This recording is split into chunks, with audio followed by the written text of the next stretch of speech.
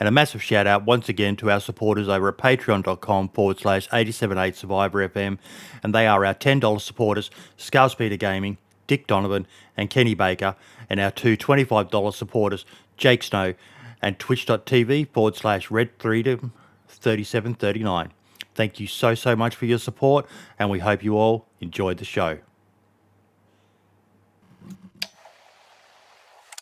And welcome to episode 64 of the DayZ podcast, brought to you by 878 Survivor FM. Marks, how you doing, buddy? I'm doing good. Hope you're all doing well. A bit of a repeat there. Once again, I managed to prove how much of a boomer I am and hadn't set my mic up properly. My computer did the Windows update, so it always throws everything to shit. G'day everyone in chat. Sadly, our guest is running late, Ralian. He was chatting in the Discord a couple of hours ago, but he's not here yet, so he should hopefully join us when he wakes up or whatever. But yeah, we did have Ralian scheduled to come on to talk about the amazing work he's been doing with his AI mod. Looks bloody impressive so far, doesn't it, Marks? Yeah, it does. There's been some AI mods that have been out there before, but they always kind of were a bit janky. Yeah. But this one, it looks like players running around the place. It's that good. So yeah. If you weren't aware that it was someone running with AI, you'd think, geez, it's a pretty disciplined team over there. But he's got some great videos up on his channel. I'll share my screen. There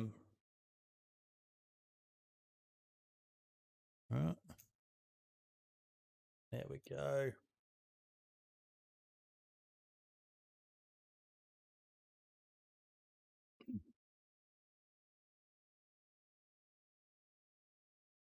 Hopefully it's up now.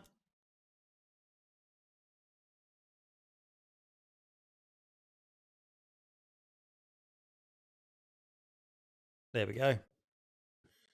But yeah, he's got some amazing stuff on his YouTube channel.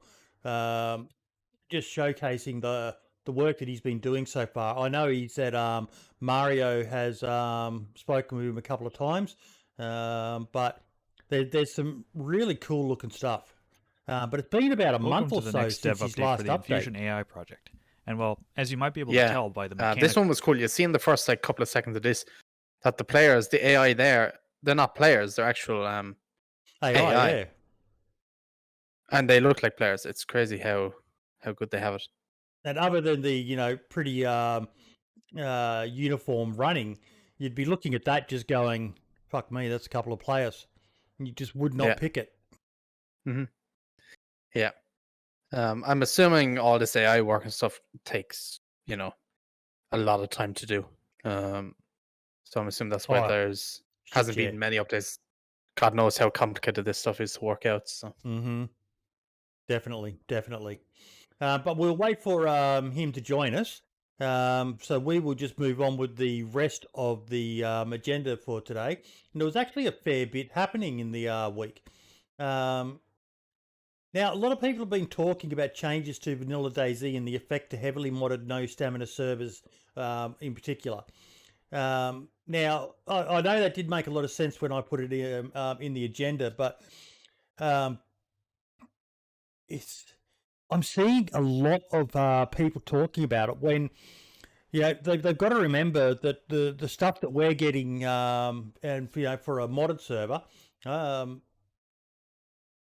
no, sorry, I've just had a message from Ralian. He was an hour off in his time. But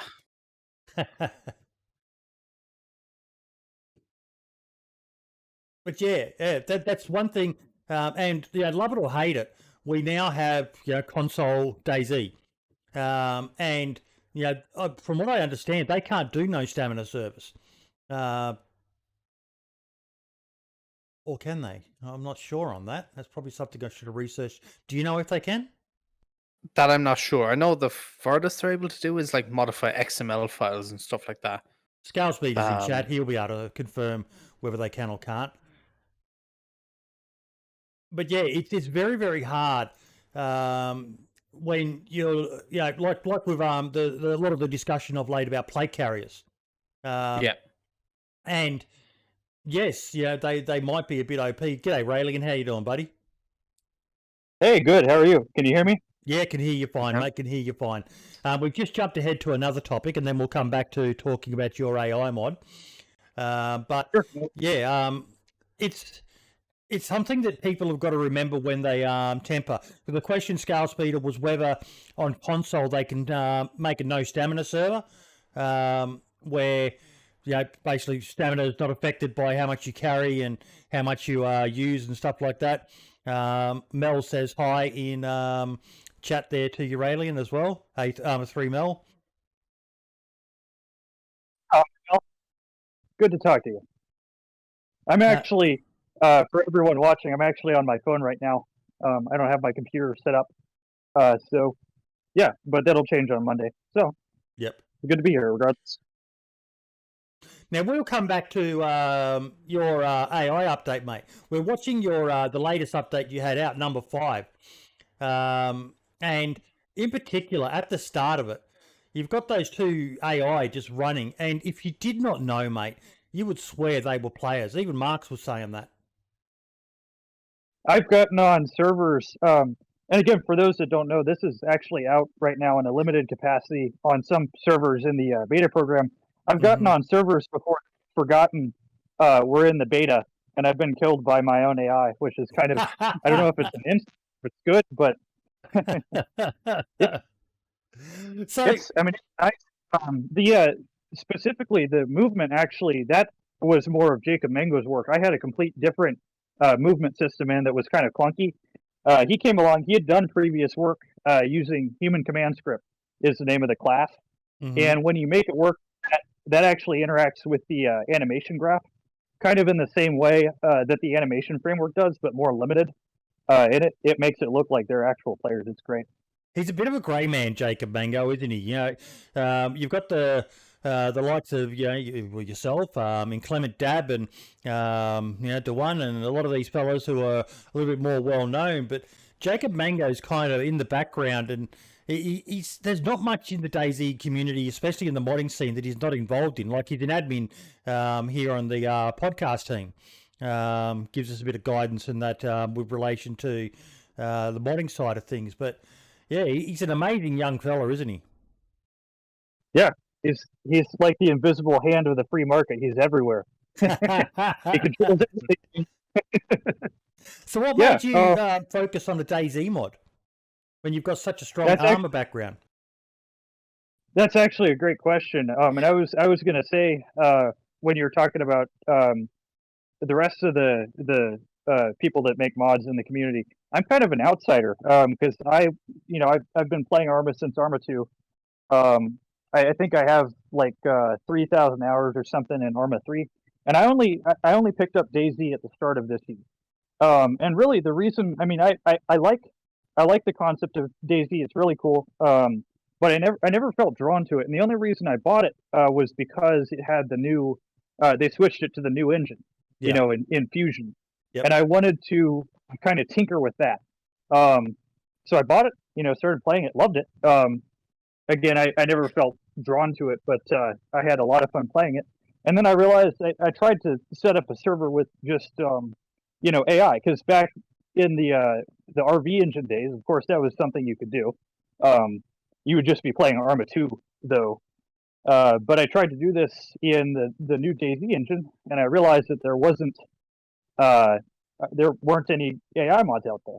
And I was like, what? This doesn't make any sense. So I decided to learn Enforce script, and here we are today with the help of a lot of other people, too.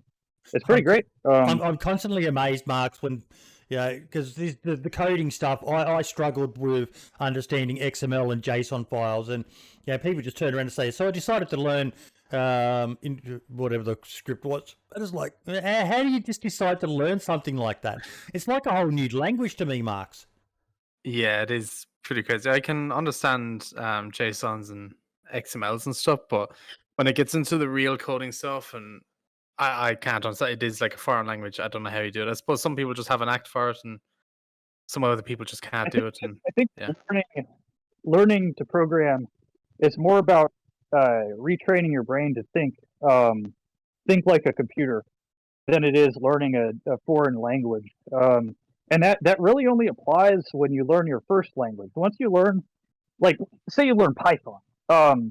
Once you've learned Python, it's a lot easier for you to then go and learn something like C++ or EnforceScript, which actually, my one complaint about EnforceScript is that the state of the documentation for it is not so great right now. I hope Bohemia improves that. I mean, it's a great language, but the thing is, learning that was the most frustrating part, was because I know how to program, but there were a lot of features in the script that weren't documented by Bohemia, and they were actually discovered by the community.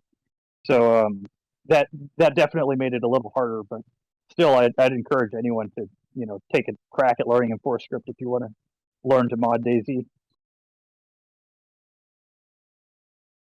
So with the AI, how many AI can you put onto a server with a large player base and still have it functioning? Does it impact the server at all? So it depends a little bit. It depends a lot, actually. Depends on your hardware. Yep. We've been in the part of the beta program has been we've actually been looking at performance on different types of servers. Of course, there's the GTX Nitrado servers that you're really just on virtualized hardware. Mm-hmm. They'll tell you what CPU they have, but really they're simulating. They have you in like a VM, right? They're actually simulating a bunch of servers on one like giant Xeon processor with like 1 billion cores. There's servers that are dedicated. You have your own processor, and we've seen that there's a lot better performance with dedicated servers than with shared hosting, as you'd expect. On my machine, for example, just like raw AI count, I'm able to put probably 50 to like 75 down before I start seeing like any significant hit to the server frames. Well, I should rephrase that. Putting any amount of AI does reduce the server frames by a bit, but it doesn't become unplayable until you start to get to that amount. Now, the dynamic spawning system, what that does is you define patrols, right?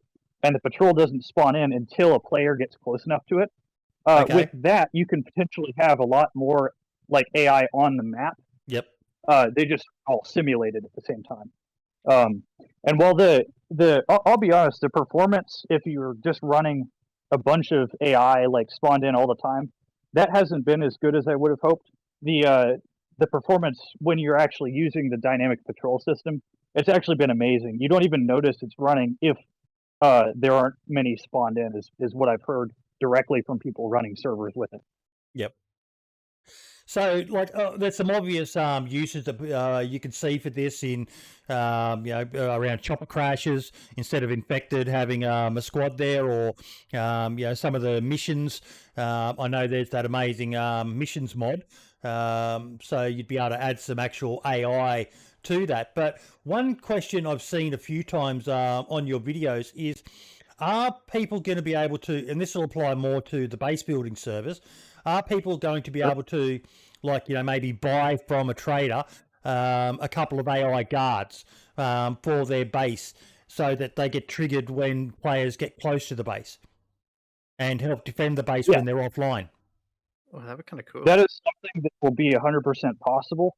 And so we got, last I checked, I've been away for a few weeks, but last I've checked, that feature, so spawning in AI using a class name has been on the experimental branch. Mm-hmm. So you can't technically spawn in AI as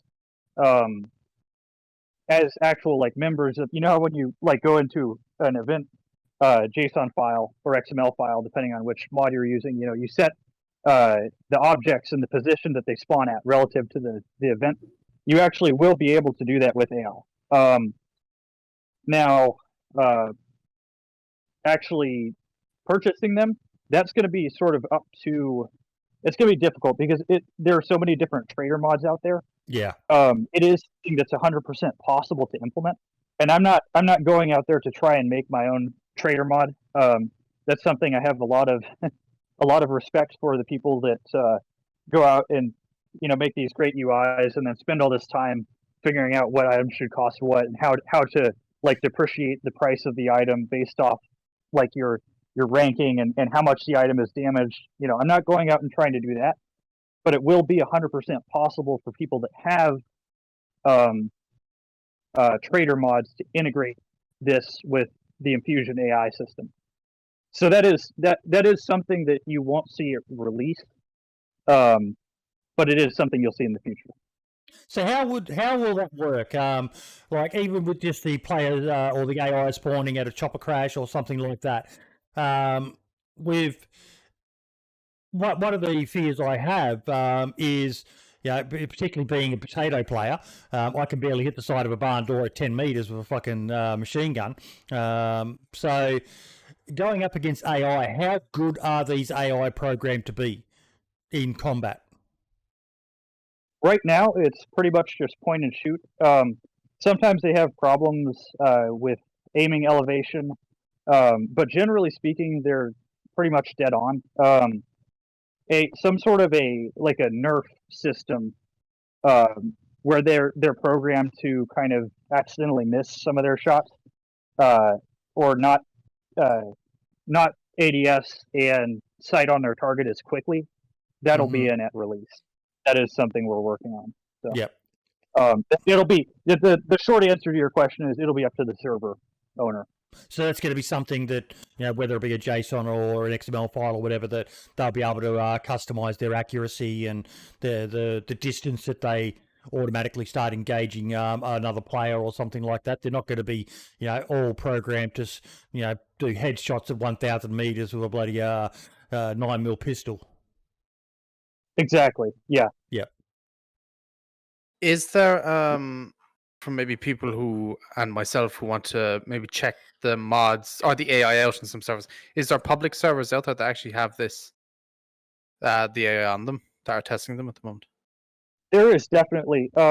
If you I really should have made a list of servers, but if you're in the Infusion AI Discord, which I know you are, if you look at the roles, I'll tell you what, I'll make a list at some point this week when I get time.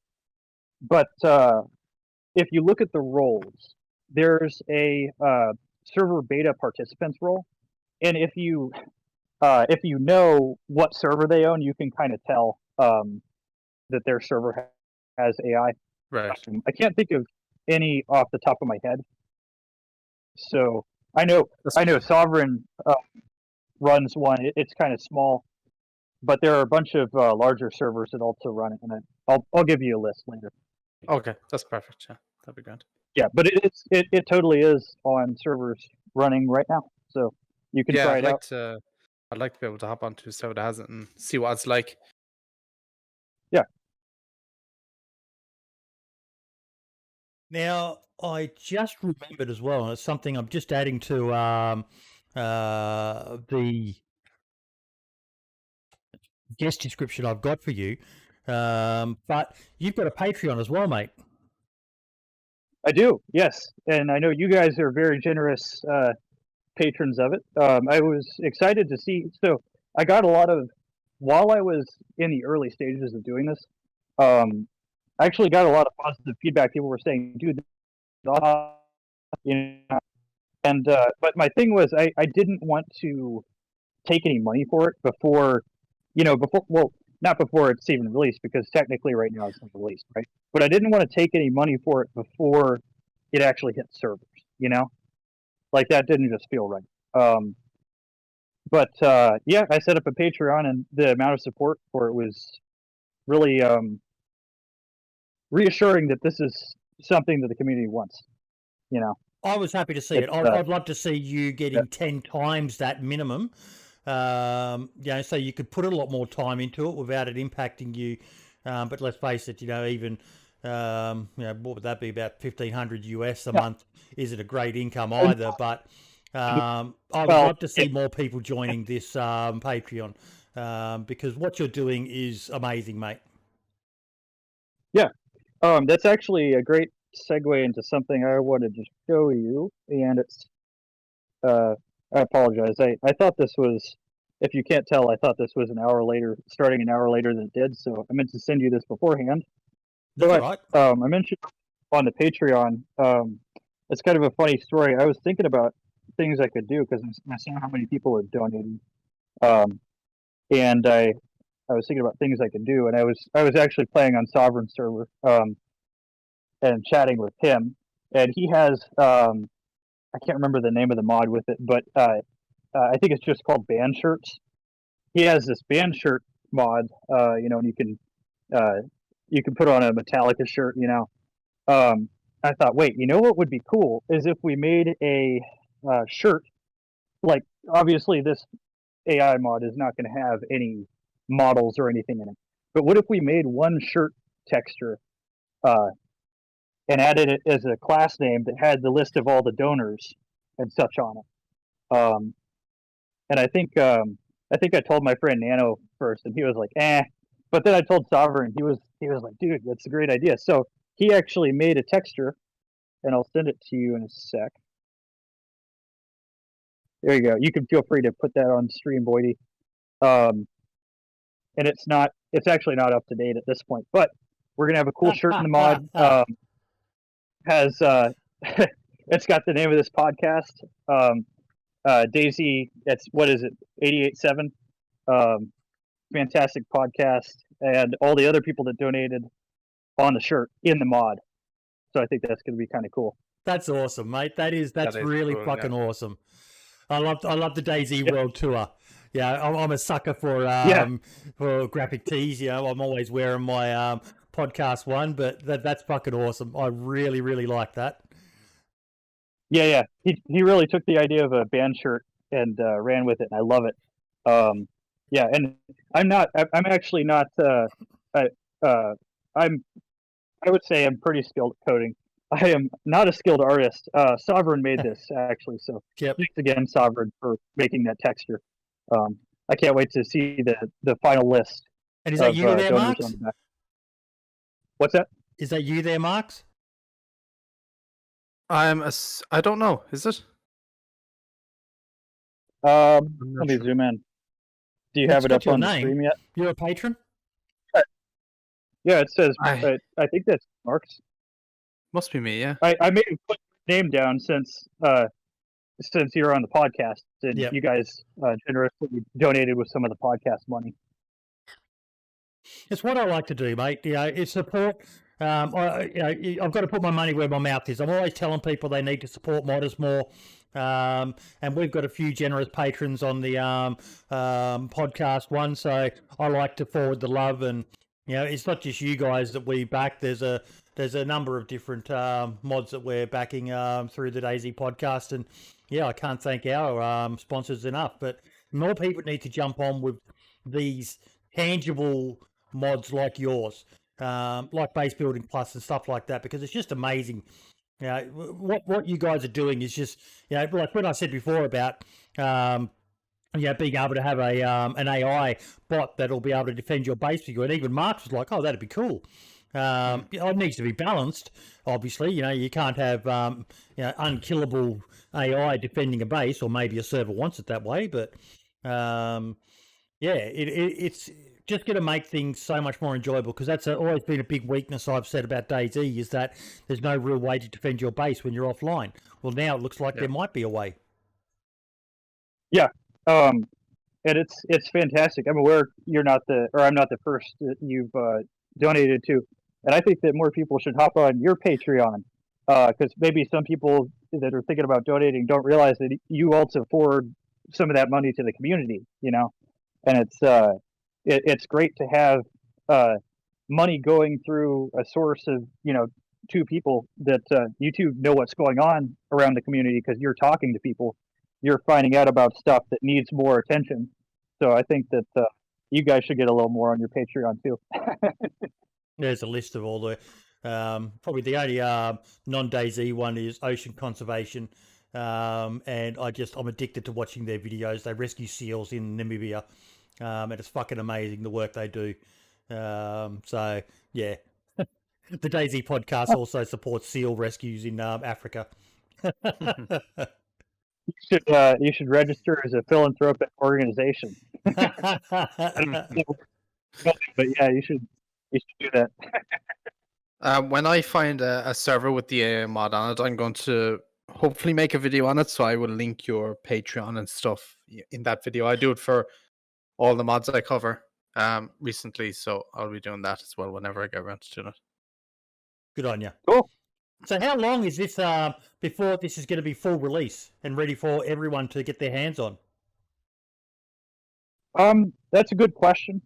How long is a piece of string? The thing is, we don't have a set schedule, so I can't give a date out. However, we've been saying all along, well, maybe not very early on, but we've been saying all along that it's going to be released sometime this year during the summer, and we're sticking by that. So I will say this: the next video I'm going to make, I've kind of been away from my computer for a few weeks, unfortunately, but the next video I'm going to make, be it at the end of this week or at the end of next week, will be a release date announcement. So probably, if I had to guess, I would probably say 2 weeks to a month. Mm-hmm. Okay. Yeah. Good. Weeks, But, not months, eh? all- Weeks, not months. That's a dangerous thing to say in DayZ. It is. But even where I left the project, I don't know what Jacob's been working on in the time since 3 weeks ago, but even in the state that the project was in, it's pretty close to something that I would feel confident releasing. The thing is, it's as you know, it's a lot easier to deal with a small volume of bug reports than a large volume of bug reports. You know, people complaining about the same thing. That was the whole purpose of the beta program. I still get more people asking me every day if the beta program's still open. The answer is no, because I don't have time. But the more people ask me about that, the more I think, man, this just needs to get released already. You know. What I can't wait to see, hopefully, with this mod some stage on the road is remember back in Arma 2, I can't remember what DayZ mod it was, but it was one of them where you'd be walking along and a mission would pop up and a bandit camp would spawn in the middle of a field with AI and stuff on it. You know, you could kill them all and then there'd be nice loot there at the end of it to be able to get. I hope to see that sometime in DayZ. Yeah. But I think that'd be really cool. You know, that makes me think actually of one of the complaints about the system as it is currently. That I mean, I got to be honest and talk about the complaints. One of the things people were saying is that the dynamic patrol system makes it a little too easy to farm the AI. Yeah. And the thing is, I do like the idea of that, and that's definitely going to be something you'll see on some servers, missions where you know, you go kill AI. The thing is that, you know, you just kind of got to think about balance. And the short-term answer has just been to tell server owners, you know, just, you know, give them broken guns. Because that is something they can do. They can pick the type of weapon and loadout that they have, and they can even set how damaged it is. Right. Give them crappy, you know, 22 rifles that break all the time. Yeah. Are the AI able to fix jammed weapons? I think that was something Jacob implemented on Experimental Branch, but I could be wrong. I can't actually remember. They currently, if you log on to a server, and fight against them, you may notice that they stop firing. That's probably because their weapon jammed. Because in the current public-facing version, I don't think that they can. Actually, I know they can. But even still, like with a lot of the AI missions, unless other players turn up at them at the moment, there's no need to go loud. But if there's AI there, you know, regardless of how good or bad they are, it's still gonna, you know, you're gonna have to kill them to get their gear, which means going loud and potentially attracting or letting other players know you're in the vicinity. So I think that's still good. Yeah, there was a moment a couple weeks ago, a month ago, I guess, that I was playing with Sovereign and a couple other people on his server, Siege to DayZ, and we went to the Northwest Airfield, and we heard shots, and we had to think because we knew he had AI on the server, but we had to think for a second. Wait, the PvP zone, was that AI or is there someone else here that we need to worry about? Yeah. And honestly, like, not even fighting against the AI, but that element of it where you have to think more about what kind of threats you're facing in the moment. That's I think that's what this was really missing. This game was really missing. Yeah, I think a lot of people like it, but then there is some people out there that are not fans of AI in general. Yeah. It's like, with Yeah, everything in DayZ, though, Marks. Some people don't like traders. Great, don't play on servers with traders. If you don't like AI, don't play on a server with AI. True. Yeah, I think I was watching one of your podcasts. Maybe it was the one where you found out that I was making an AI mod, and one of you said, well, AI is not really my thing, but it's still good that people are working on it. I think that's true. Not everyone wants to play on a server with a bunch of bots. I think it's a great way to make an empty server feel more full, but it's not for everyone. Will they count as players on the server? Okay, very good question. I was actually just about to say, point of clarification. I've had people comment on the Steam Workshop page when I posted the client files on the workshop and say, hey, making bots is against Steam terms of service, and people have gotten banned for this in the past, right? Well, that's not exactly true. What people were doing then was making bots count as players for Steam's API, so that it says your server is full when it's all bots. That is not allowed, and that's absolutely not what we're doing. We're just adding AI to the game, and they do not count as player count. It'd be interesting to see how. Go on. No, you go, mate. You go. It'd be interesting to see how a server with 0 zombies on it and AI instead of it, not like the full entire map is completely covered in AI, but AI is in different areas with no zombies and stuff. See how a server like that would work. Spice things up a little bit, change stuff around. You're saying with no players connected? So having like medium pop server, but have no zombies at all, but replace some of the zombies with AI instead. Well, see, that's funny because that's actually what I wanted to do when I said I got into DayZ, just because I was messing around with it. I was like, all right, let me set up a server and reconfigure it so that it's like an escape server. If you're familiar with like there's not any one central mission. There's some good ones for Arma 3, but there's a bunch of missions called like Escape from Chernarus or Escape from Livonia, Escape from Altus for Arma 3. I was trying to replicate, and then I realized there's no AI for DayZ. So once I'm thinking about actually starting my own Escape from Chernarus server once I get some time here, and once I publish the mod. That would be a cool server. I'd try that out. A mission-based DayZ. A lot of people have asked that. Is there any missions in DayZ that might attract a whole new audience?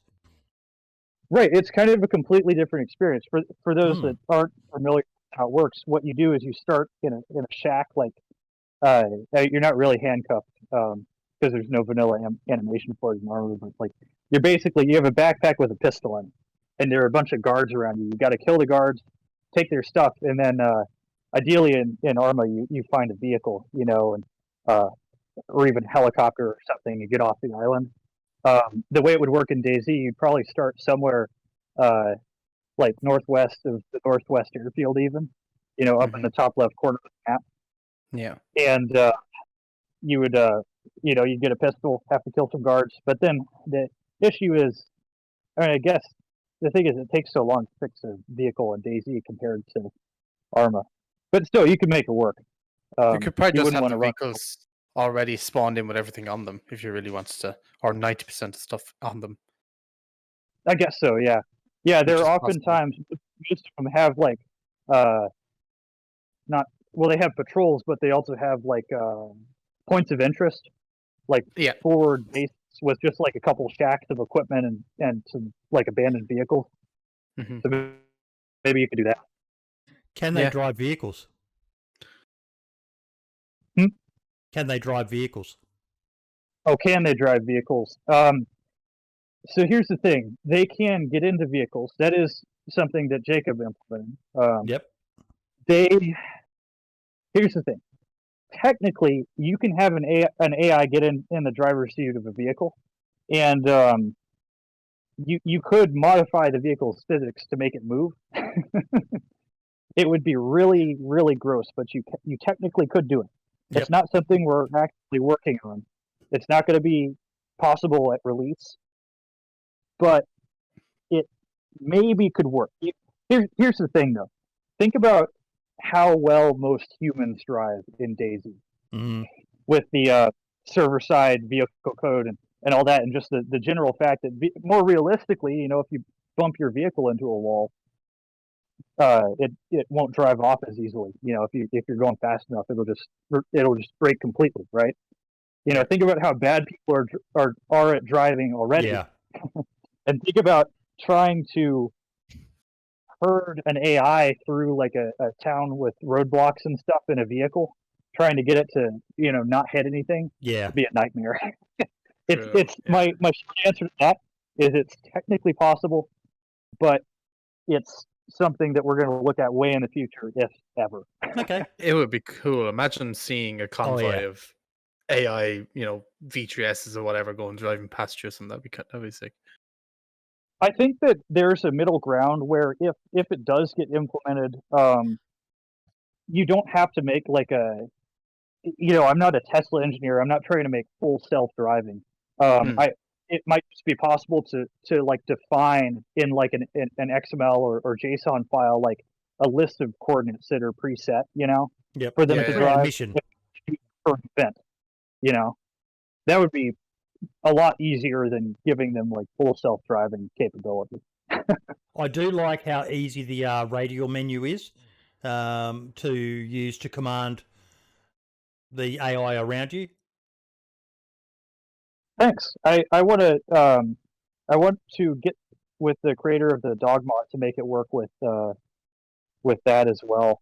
It'd be nice if one radial menu controlled a lot more than just the minor stuff in my mod. But they do real good movement when you tell them to change formation and stuff. Yeah, and the UI. I wrote the code for the UI, but really I just took the UI presets from the gestures menu. But then I changed all the code. I changed all the functionality.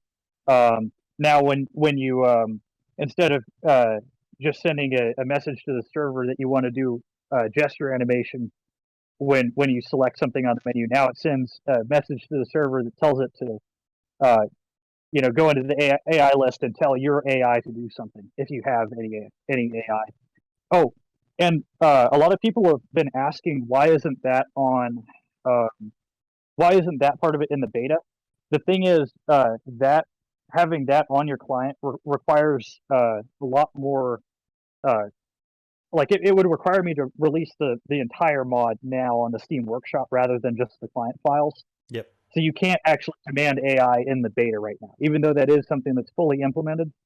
You can't do it in the beta, but you'll be able to do it. Is this server side, or how does the AI programming work? What's your question? Sorry. Is this server side or client side, or? It's mostly server side. There are a lot of complexities with the way animations are handled back and forth between the server and client, and so some of it actually has to happen client side. For example, one of the issues with them that really I've asked around and sort of talking to the Bohemia devs, like I can't find a way around this. All the aiming has to happen on the client side.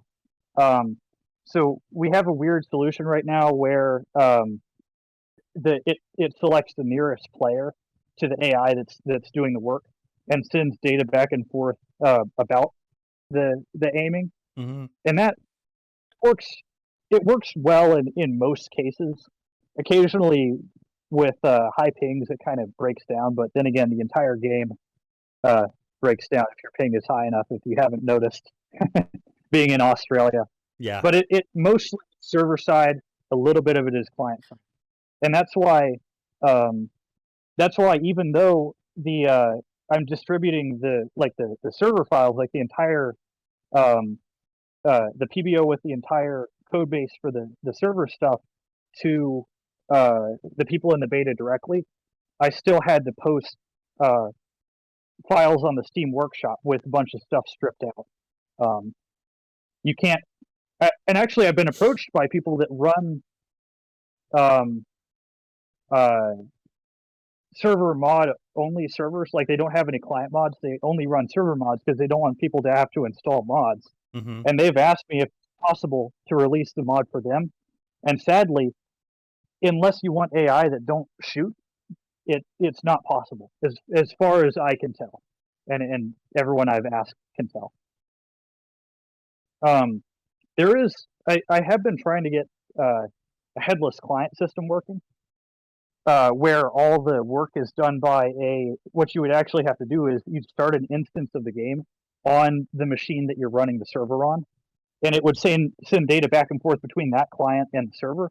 Been trying to get that working. Thanks.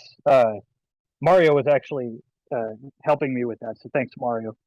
But I haven't actually gotten that working yet. If that works in the future, it might be possible, but for now, it's not possible to only have server mods and not client mods.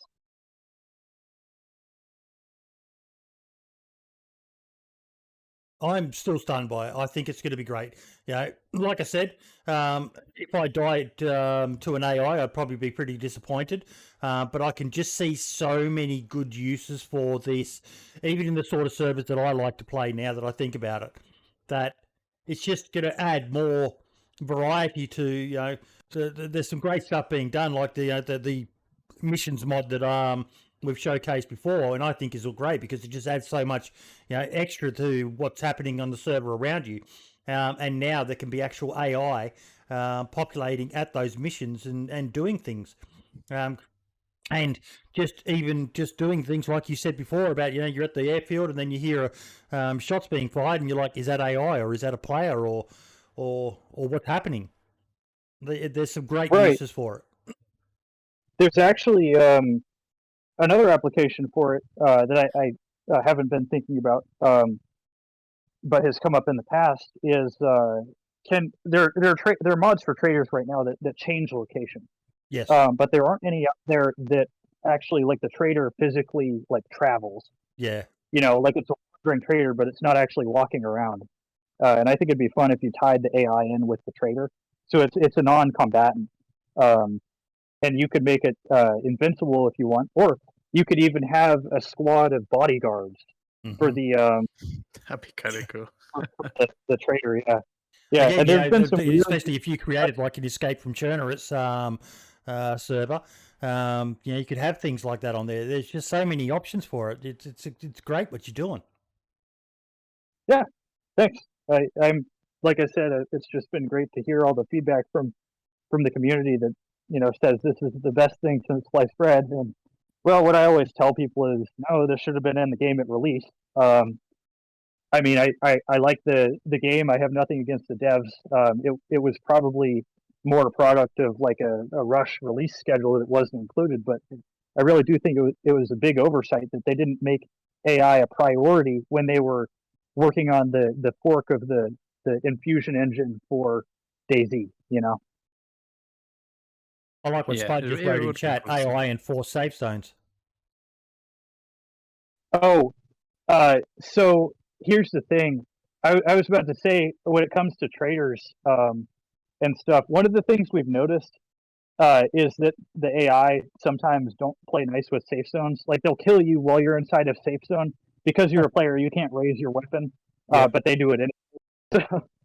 So the compatibility there is something that we're still working on. But they should. I mean, there might be some weird cases with outlier mods that not many people use, but yeah, they'll work with. I think what Spud's meaning though is, instead of having a safe zone where it makes that you can't draw a weapon out, that instead of that you just spawn in some AI.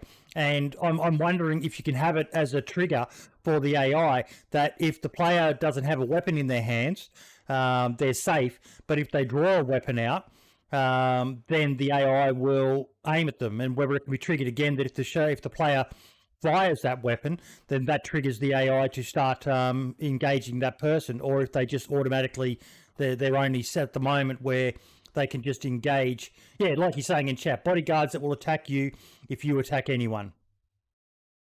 You know, that's funny. I've talked about this with people, but you actually just gave me a great idea for that, because I had considered the possibility that you could have bodyguards, but the issue with that was, you know, if you enter the bodyguard area, it's not a safe zone, but you make a message that says, you know, don't pull out a weapon or you'll get, you know, just murdered. But the thing is, what if you accidentally pull out a weapon? So I hadn't thought about, yeah, if you make them aim at you but not fire, really sends a message. And then obviously if you actually do attack them, you'll just get mowed down. That'd be cool. Actually, thanks for that idea. No, to feel free to do what you want with it. That's what we're here for. Yeah, it's almost like a little mini brainstorm session, the podcast, isn't it, Marks? Yeah, it can be like that for time, yeah. Yeah. This is great. Now, I would be remiss if I didn't talk about something else that seems to be pretty big in your life. Black Mamba. Sure. Yes, BMR. So, like I was saying, I was an Arma player a long time before I was a DayZ player. Mm-hmm. And when I started playing Arma 3, I actually started playing with a little group called Folk Arps. It's like organized missions for Arma 3. You should check them out if you like Arma, but you haven't. If you want to get into like the organized missions and operations scene, but don't have much experience, check them out. They're like very beginner friendly. Got involved with them, and then I made friends with a little guy called Ajax, and he has been running Arma servers since. He's been doing it a long time, and he runs servers for us. We have 6 24/7 servers. Last time I checked, we kind of shuffle them around, but we have they're all centered around insurgency. BMR Insurgency is a mission made by Jigsaw. He's also a member of our community, and we run 24/7 vanilla servers, cup servers, RHS servers, sometimes ACE servers. So if you want to check out a little Insurgency for Arma 3, definitely just type BMR in the launcher in the search, and our servers will come up. It's a great group. Actually, Spud just had a great idea. He was saying the AI would be great for the hive system of Daemon and Dumpgar and that. Guards to enforce the gateway areas as neutral zones. Okay. Yeah, I'm not familiar with that system, but that does sound interesting. And I'll throw out a Discord link to BMR if you want to go for it. Learn more about that. Yeah. I'll do for the I don't think I can do it while I'm on a call here, but yeah. So how's the hive system work? Like I said, I'm not familiar. It's basically it links map. Like you go to a certain point on a map, and it will enable you to transfer your character from Livonia to Namolsk, for example. And you go at certain gateways on the maps. You can't do it anywhere. Only at certain locations can you do it. So, you know, you could set it at Chernobyl at the Northeast Airfield, for example. And then you could have some AI guards there that make it as a neutral area so that, you know, if people are camping it, the minute they start shooting, the guards start engaging them. Yeah, I like that idea. Yeah. Yeah. So many good uses for it. Yeah. And it's going to be... I was actually working on actively an integration for Heroes and Bandits, which is the system where you get a rank based off the amount of other people that you kill, and whether they're heroes or bandits. And you could. The idea there is that we already have a faction system, so you could make AI that are in a faction that only kill bandits, or you could make a bandit faction that only kill heroes. You know. So that's something that's in the works. And yeah, I'll have to look into the hive system because that does sound like a really good use for it. If you reach out to Dumpgra in the podcast Discord, he'll be able to fill you in on that as well. Okay, shoot. Yeah, I'll do that. Mark, do you got any more questions on the AI? Anyone in chat got any questions? I don't think so. I definitely want to play it, so I'm going to I might have some at that stage when I play it, but as of right now, I think everything's been covered. What server have you been playing on mostly, Ralian? What server am I mostly playing on? Yeah, for right the AI. now, I haven't been playing much DayZ for the past couple of weeks, but usually I get on Sovereign server. It's called Siege the DayZ. I'll throw out a Discord link to that as well. It's a fantastic server. It's on the smaller side, but it's usually populated on the weekends. Actually, I think it's gotten more of a presence with Russian people lately as well, so it's kind of active at all hours. It's great. And it's got let's see, what was the main mod on that? I will definitely check that out maybe later on.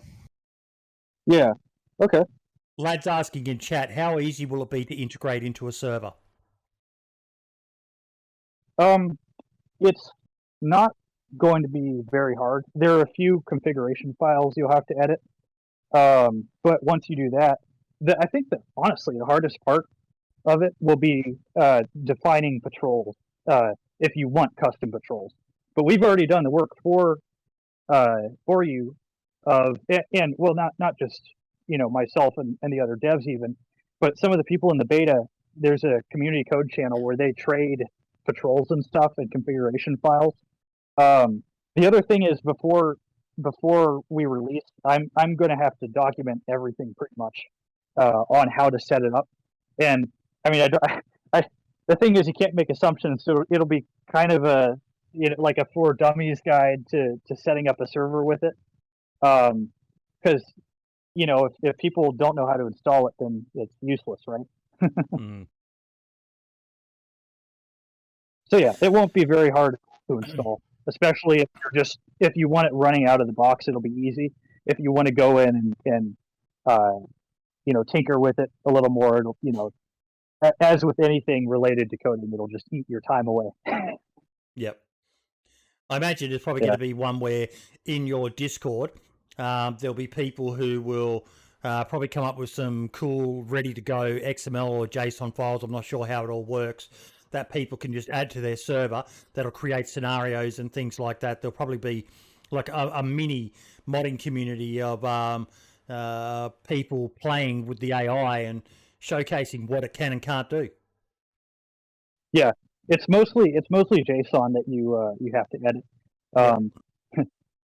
There is Jacob Mango made a really cool system where we can import code from an XML file for a like a finite state machine graph, which is what actually controls the AI. But the thing is, I use JSON over XML whenever I can, because I personally believe XML is a blight upon creation. It's too much typing and the same amount of information. At least that's what it feels like. You've got to write an opening tag and closing tag. With JSON, you type the name of whatever you want, and then you just use curly brackets. It's easy. Just responding to Lad, he was asking, that's really cool, and will it be more highly configurable? Yes, very highly configurable. It'll depend a lot on what you want to use it for. Yeah, it'll be really configurable. Yeah, sky's the limit with it, and I'm excited to see the concepts that people come up with it. I can expect to see some really cool little files for people to load stuff, and even add addendums to other mods to be able to integrate with this. Nice, yeah. It's got a lot of potential. Cool. Yeah, it sure does. All right.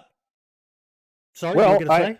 I think I'll stick around for a bit, but if you guys want to move on to the next topic, that's fine with me, unless there are other questions about the AI project.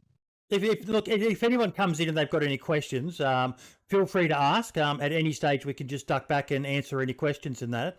But yeah, so we were talking before with a lot of the feedback on changes that the dev team are making, and that the concern is that a lot of people aren't playing the vanilla version of DayZ. And these changes are made with vanilla in mind, not with modded servers in mind. And when you consider there's just as, if not more, people playing on console where they can't do things as simple as no stamina servers, that's something that a lot of people have got to bear in mind, Marks, when they're making feedback on the stuff like the stun lock and the chest plate protectors being a bit OP. And yeah, a lot of people forget that the devs are looking at this game with vanilla in mind. They're not looking at it with the servers I play, like the unlimited stamina ones or stuff like that. So it's a lot of people do forget that, and I know it's the more popular one, and technically they probably should be kind of looking at a bit of both, but it's very hard to do that. So I think, yeah, I don't know, like people, we say, and when we had Scotty on last week, we were saying, play experimental and stuff like that, but I just don't think a lot of people have or enjoy playing experimental. And they need to spice it up somehow. Like I was saying, with maybe the deathmatch servers and stuff like that, would be a cool way to do it. I hope they do that, mate. I hope they do that. They need to do something. So yeah, I don't know how they're going to do it. It would be nice if they get some AI on the experimental servers, Marks. I don't think they'd. I don't think they'd be doing that. Yeah, it'd be great. I wish the devs would approach me and say, I mean, I don't expect to be even given access on the inside, but if they would like agree to take what I've already started and kind of integrate it into the engine, that would make a lot of things easier for everyone, I think. Mate, we would love to see them approach a lot of modders and integrate some of the stuff you guys have come up with. Yeah, but of course, I think from what I understand, they've kind of shifted work from working on the DayZ engine to working on the fork of the same engine that they're going to release in their next game. So I don't think they have any engine programmers currently working on DayZ, from what I understand. I could be wrong. I think that's the problem with a lot of these. Like, they're making additions, like you said, to the game, but they're not changing some of the core parts in the engine that are that need tweaking, that are buggy. Ike in chat is disagreeing with you about XML. He's saying it's a lot of typing, but you get name places, schemas, and doc transformations really useful in the biz world. That's true. It does have its applications. Actually, if you think about, they're both markup languages, but if you think about something like HTML, which really is just XML but specced differently, if you tried implementing that for web pages, but you did it in JSON, it would actually kind of turn into a nightmare. But jokingly, I stand by my statement. It's a blight upon humanity. Well, never did my head in the first time I started looking at a Marks.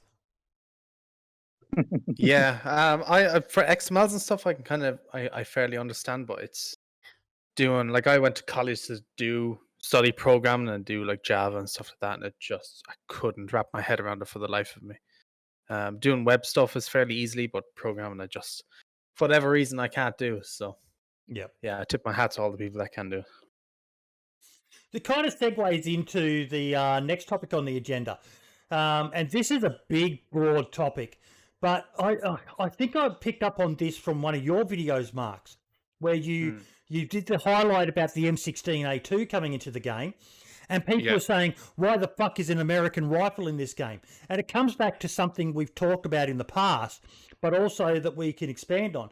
The lack of knowledge about the dev process, the current state of the DayZ dev team, and the lore behind DayZ and Churnerus. It absolutely fucking blows my mind. There is so much people don't know. And they're misinformed, and they make stupid statements. I'm not saying that they're stupid, but they make things that we can easily come back at them, and then they just say, well, why don't they let us know this? Yeah, I think the comments on that video were just brutal. Worst, they're probably the worst comments I've had on any type of update video so far.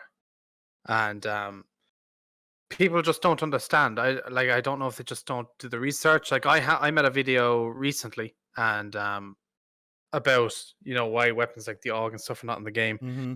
And people were in the comments, like I mentioned that there's like, you know, last time we heard there was 8 people working on DayZ and they don't have an animator and stuff like this, and people are like, what, there's only 8 people working on DayZ? Like, wait, what, they have no animator on DayZ?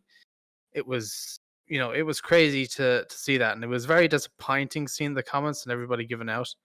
They got so bad at one stage I had to disable comments from the video, but they're back on now. But people are always asking, like, where's the AUG, where's the AUG? And there's only so many times you can type out, you know, DayZ doesn't have an animator, this, that, and everything else. It's just, yeah, it was a rough one, but, you know, people have kind of calmed down with it now. Yeah, so I don't know, like, yeah, I don't know. It was a rough one. Yeah. It just, Burst M16s aren't even a real thing. What the fuck? Okay. Yeah, the lack of knowledge in some of these comments were mind-blowing.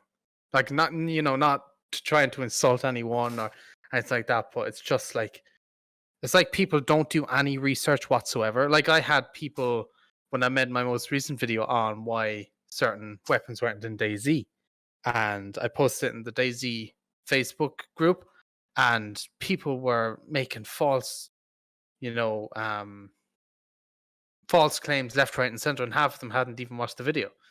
It's like, well, watch the video before you make your, you know, so you can get the proper info about it. It's just, it's very. I don't use Facebook, so I've never heard of this DayZ Facebook group, but I can't honestly.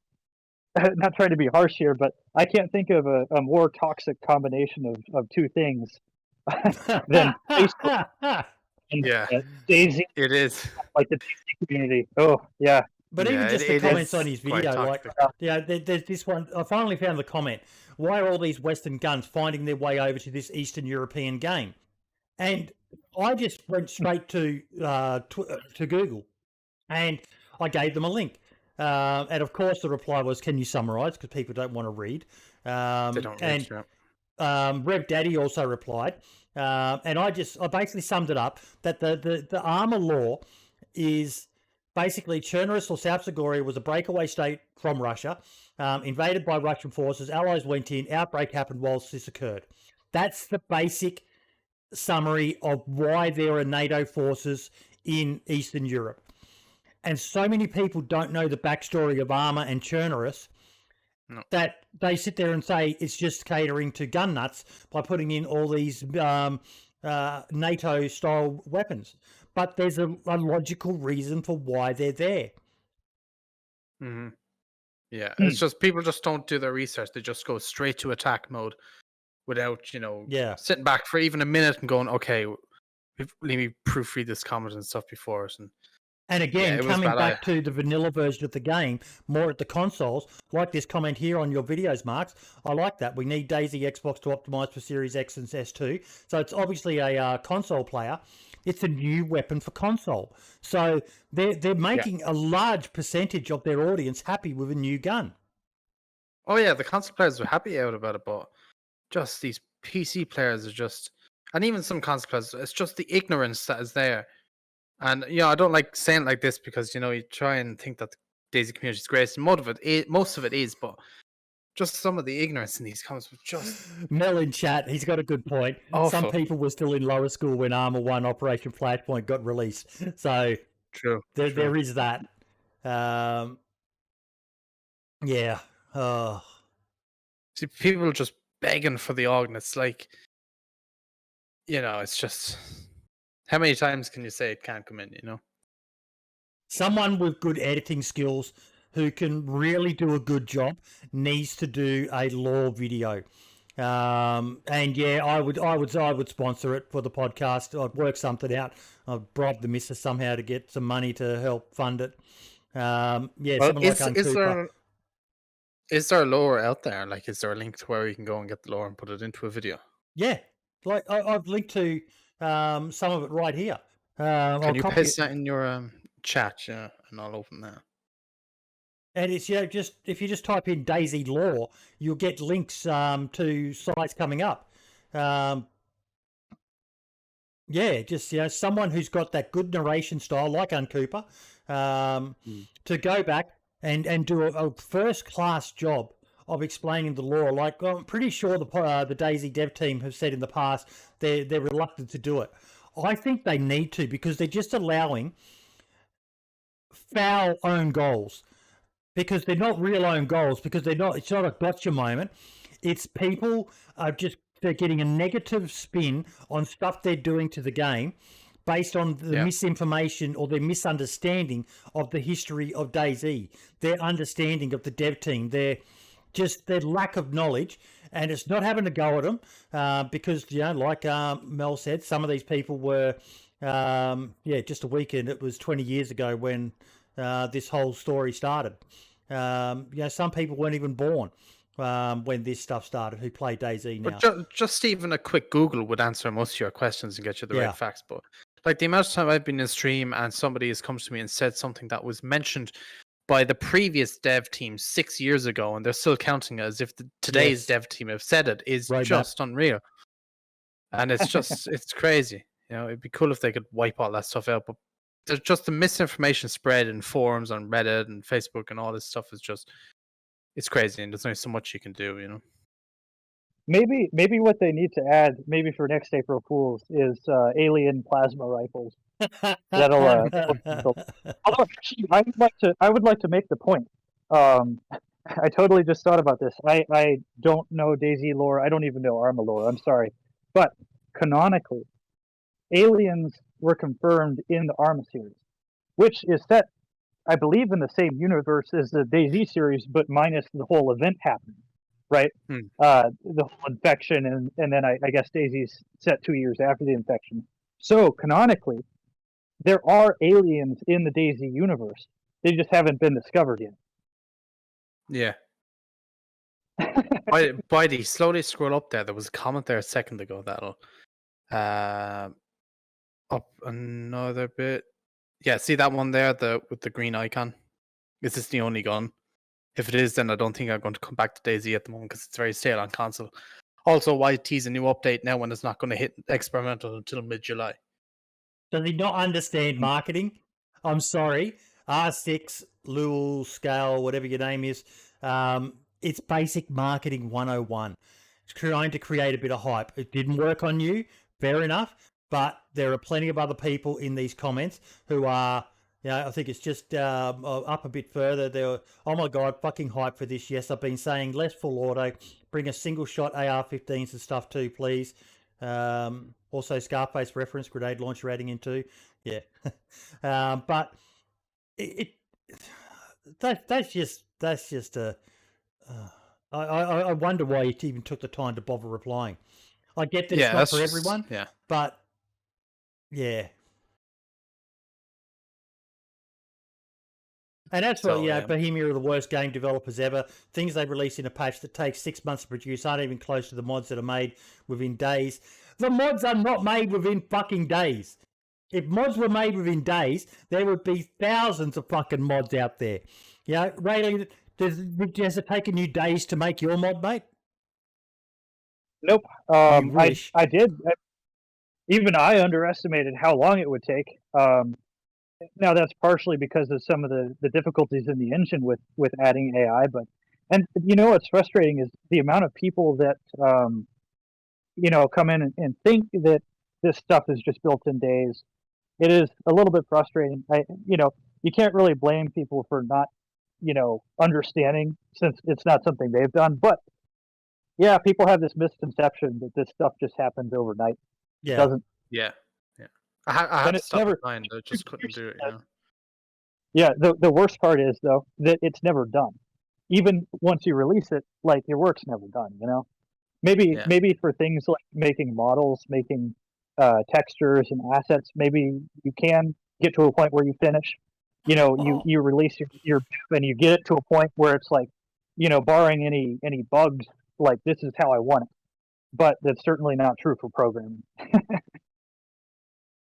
I'm just reading this one here. Mark, did you literally headbutt your keyboard? Yes, I gave up after this. I disabled comments after this. I think I can't do it. This is my one greatest regret, that I wish there was 2,100 people in watching right now. I know I'm contentious. I know I'm kind of boring, but just a little bit of knowledge, people. A little bit of knowledge. Even if people were to share this more about the stuff, maybe I need to look at the way I do the podcast. But how many fucking episodes do we have to talk about the fact that they can't do it because they don't have an animator? Yes, they should have an animator. They should, but they don't. That's the reality of the fucking world we're living in right now, people. So fuck me swinging. How hard is it to understand? Yeah, I mentioned this in my newest video as well, like when talking about this stuff. I was like, they just don't have it. And yeah, it was, so many people don't know it. It was kind of shocking how many people don't know this stuff.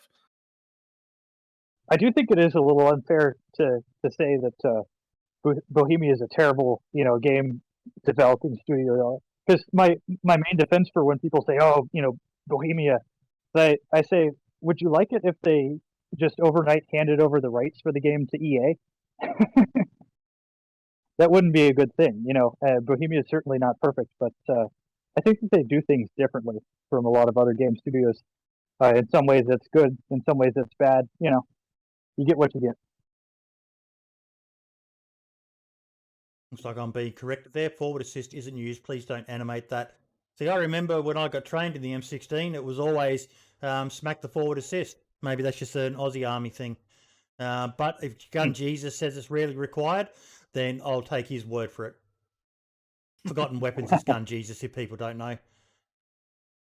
Oh, I love him. Oh, he's a great channel. A really, really good channel. If you're even halfway interested in firearms, particularly military ones, you need to subscribe to Forgotten Weapons. It's an amazing, amazing channel. I've learned so much about stuff that, but oh my God, Marks, when you said you turned off comments, I was like, why would he? Okay, I understand now. You just needed a break from the fucking stupidity that was leaking through the internet at you. I turned them off for a day, and then the following day I turned them back on, and everything had calmed down. So, yeah, look here. I'm an AK and an M16 nut, so I can't wait for the burst M16A2. Yep. And I saw before someone saying, they can add it to the MP5 and as well.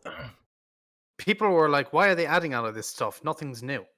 And I'm like, did you not just watch the video? I was like, the entire burst feature is completely brand new.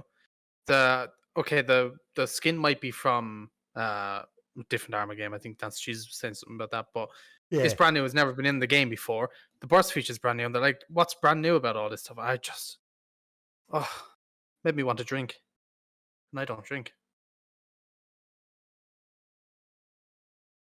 Needs more Eastern Bloc guns. Do you not know? We're going to move on because we're just going to get DayZ podcast calls the entire DayZ community stupid fucking comments. Probably someone's going to be clipping this and fucking sharing it. But yeah, they do need to do some more on the lore side so people understand why there is Western weapons in Chernoris. But yeah, we've kind of covered the number 4, the mixed reception to the M16. But yeah, it's something new. Yes, it's probably a lot of recycled stuff from the M4, but they've had to work. What's Helkiana saying there? You can't satisfy people. Add new gun, no fixed bugs. Add org. We don't have good content, and that's it. They're damned if they do. They're damned if they don't. The poor fucking dev team. Actually, speaking of this, just before we move on, I done a poll a few days ago, asking people would they rather see. What's that on your Twitter? No, on YouTube. I don't know if I can link it, but I asked people on YouTube, would they rather see more content or more fixes in the game, just to see. If you go to community tab, you should be able to see it and scroll down.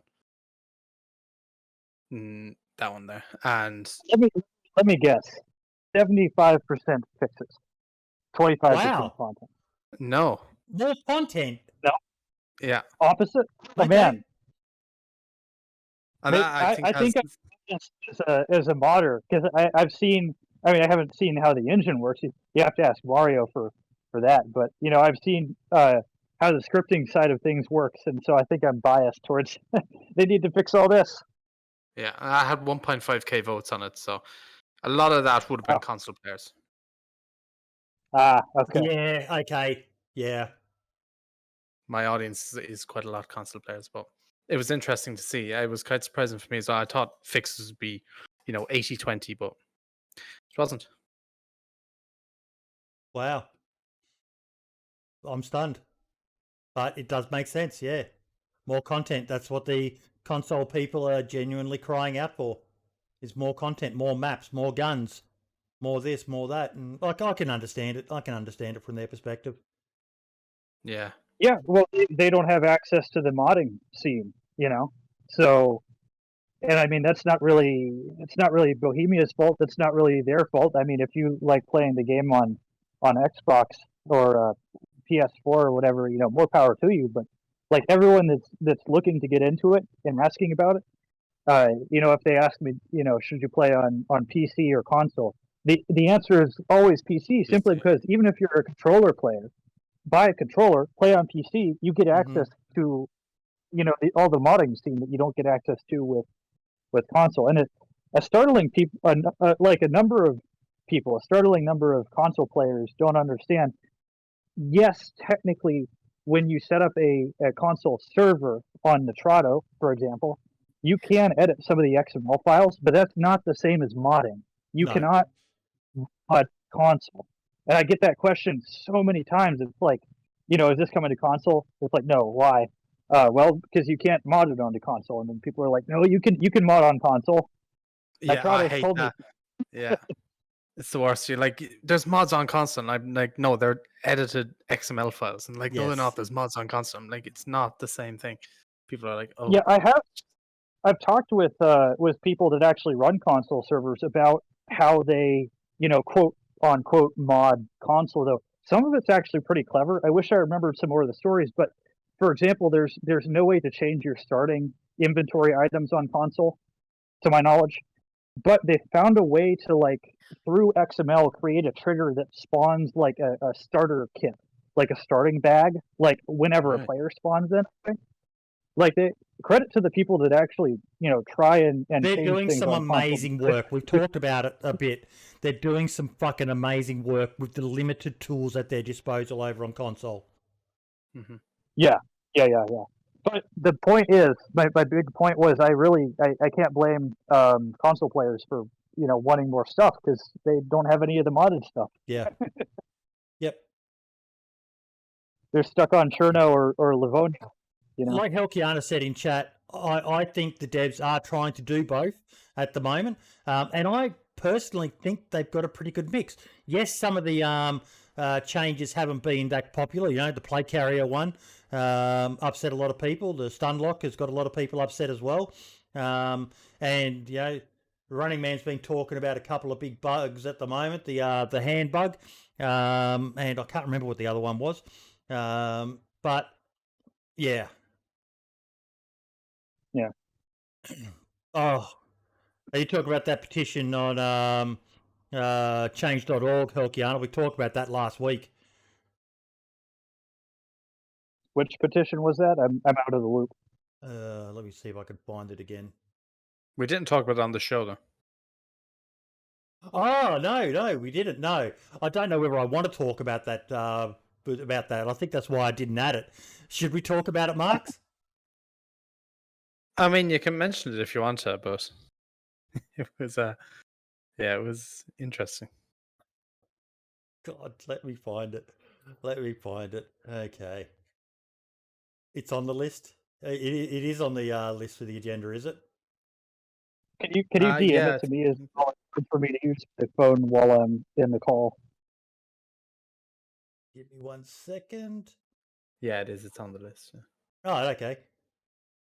I did put it in there. We'll wait until we get to it then. Oh, yeah, Marshall Lyons, change.org petition there. There we go. It is. Oh, God. Okay. InclementDab, let's talk about something positive. How fucking awesome was his mystery box? I'm sorry, but I loved playing Call of Duty Zombies back in the day. And it's just, I know this isn't in the lore. I know it's, but it's just, it's fun. It's fun. Have you seen this, Ralian? I haven't seen it. I know what you're talking about. I think there's actually a script for Arma that does the same thing, and their missions, Bulwarks comes to mind, where it is a mission about looting and finding weapons, but you sometimes a box spawns, and it's like the Call of Duty Zombies box where the little jingle, and you sometimes get a good weapon. That's awesome. I did laugh that he got a Makarov in the mystery box in the clip. Yeah, it's a lot more fun than just going to a trader and knowing what you're going to get, you know. I think more things like this that are fun, and it's got to help keep the passion when you're a modder as well. Being able to just make something fun, not something that's a grind for months and hour after hour, and just make something that's just a good chuckle. And so yeah, I think it's a great little idea. Yeah, it is very good.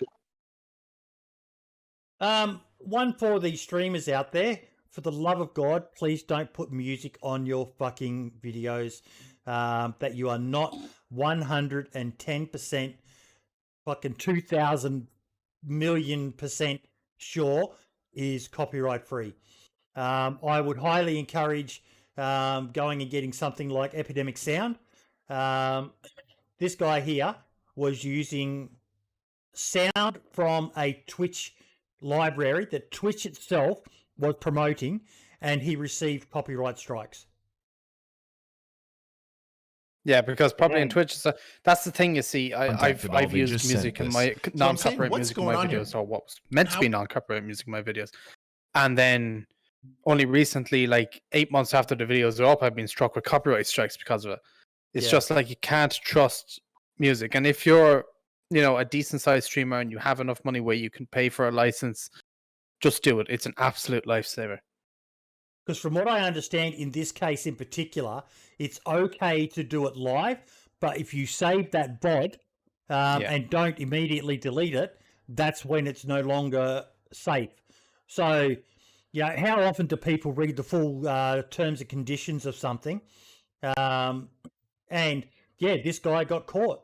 And music that was supposedly safe, and I've heard something about there's a way to split the audio going in so that only your microphone and desktop sounds get recorded, and any music you might be playing is on a different track, so it's not on the VOD. But it's just it's an absolute nightmare. And you said you've been copyright struck. I know the dude Thor told me I think he got copyright struck as well from some music he was playing. I'm still seeing people, some big name streamers using clearly copyright music, and it's like, you're doing this for a living now. Some streamers, like I know Pestilli uses copyrighted music and stuff as well, but what they do is they reach out to the artists and to that network and get permission off of them and stuff to be able to use it, and then their like record label and stuff whitelists them, so then they don't get claimed and stuff like that. You can do that, but you have to be a fairly big name to be able to do something like that. But then this fella as well did say that it was his own mistake, because he didn't read the terms and service or whatever properly, and so he can't really blame Twitch when he just didn't fully read it himself. But it's just not worth playing around with unless you are going to go to the extreme lengths. Like, I'd love to know how Pestily's got it, because in Australia it's an absolute fucking nightmare. But just something as simple as, being able to play the music while you're live, but you've got to delete your VODs. Mate, that's not going to apply to everyone. A lot of people like to keep their VODs up. Yeah. Well, if you're keeping your VODs, you just have to use common sense at the end of the day.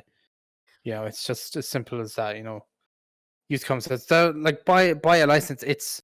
I pay €13 a month for a license, I think.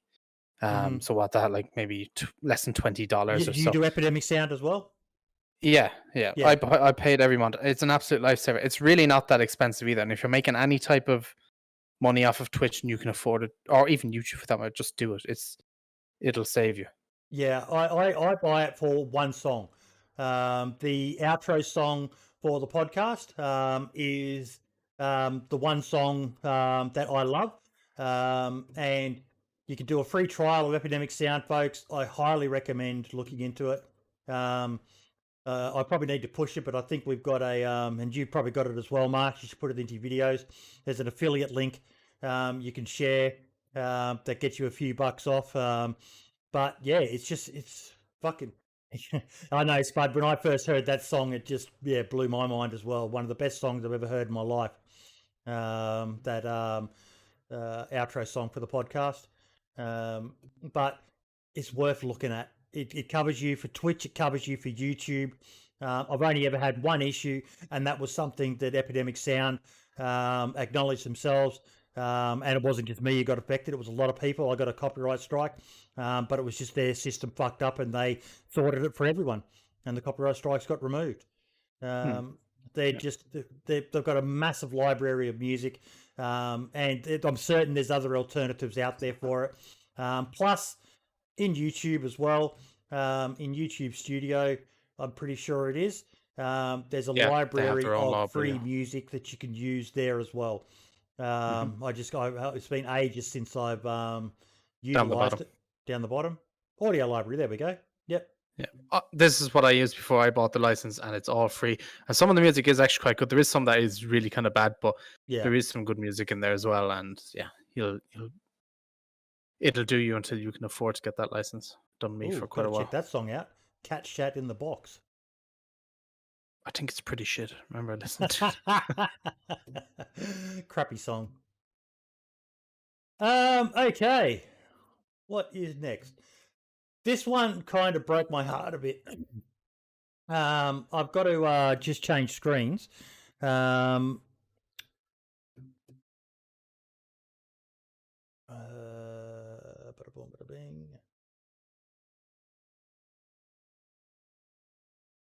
So, Pipsi servers are pretty much the OG servers here in Australia. And I haven't played them in quite some time. They're a no stamina server, higher loot, and more about the PvP and all the rest of it, which isn't really my thing. But back when I first started playing DayZ, Pipsi was the place to fucking go. And I know servers have cycles and all the rest of it, but when I jumped back in there, just for, I was starting to feel a bit melancholy and, the good old days of Pipsi and all the rest of it.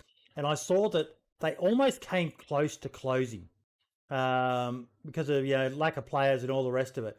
And I immediately signed back up as a donator to the server. And I've actually been, you'll be surprised to hear this, Marks, I've actually been playing and enjoying myself on their no stamina PvP focused server. Yeah, they're fun from time to time. Yeah, they are. Sometimes I get off my high horse as a elitist survivalist and come down with the rest of you PvP no stamina plebs. It's a better place. But everyone in Australia, if you do like those sort of servers, I know everyone's playing like 1SK and some other ones, but don't forget Pipsi. They're still around. They've got one of the best admin teams out there as well. And they've got some good perks. So please jump on over and check out the Pipsi servers. I fucking love them. Back in the day, oh my God, I had so much fun on the Pipsi servers. Some of my best memories were from Pipsi. Met some amazing people and just, I'll put a link to their donation button in chat. But yeah, even Dude I Rage used to play on the Pipsi servers back in the day.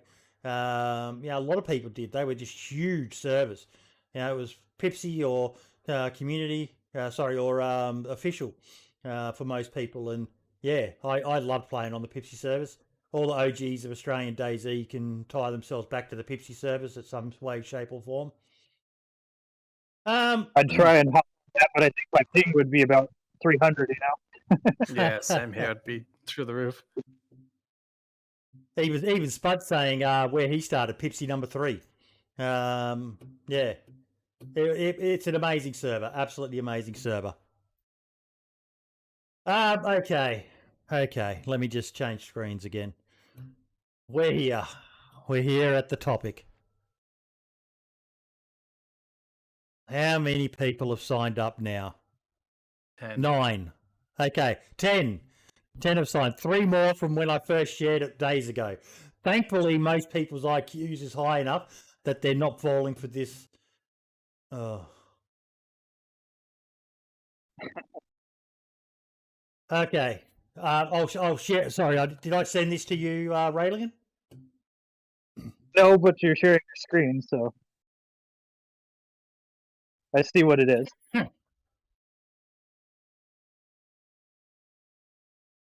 No, I'm not sure if you're streaming it, Marshall, but you're sharing it.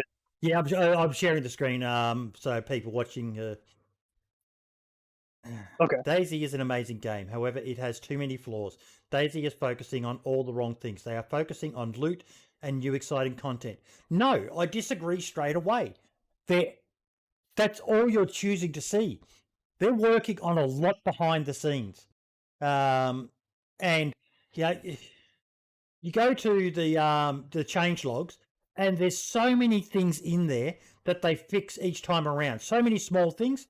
And yes, there's some big things that really do need to be addressed. But what are they hoping to achieve by this? Do they really think this is going to... Oh, wow, Bohemia sees this and goes, yeah, we really need to... Marks, what's your take on it? Oh, that's going to change so much. Yeah, I don't know. Like, it's just another person that seems to not look or do his research on the updates that are coming to the game and such. As we saw from my poll, 40 or 52% of people disagree with him, that they'd want more content instead. He's also playing on a console, so if he's playing on previous gen consoles, you know, he may as well just kind of upgrade to the newer consoles because it's not going to run much better. Yeah, I don't know. I don't know. Somebody just... I'm assuming he died in a situation and just got really angry and he said, fuck it. And he just decided to make this Patreon, and, well, here we are. And 10 other people agree with him. They must have all raged that day. Yeah, why not raise a change.org? More people need to play experimental. More people need to learn how to use the feedback tracker, which is a whole separate issue of how complicated the feedback tracker is. But it's just, when I saw this and I shared it, it was it made my brain hurt a little bit. Yeah. But yeah, I don't even know if petitions do anything. Do petitions do anything? Nah. No, that's why I was joking. They make I mean, you feel good. Petitions at change.org with 10,000 signees, they get ignored all the time.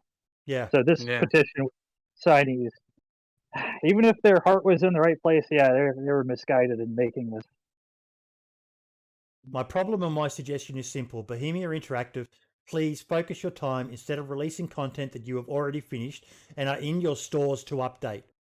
I don't. Yeah, I agree with you, Hellcat. I don't understand that. That doesn't make sense. Yeah.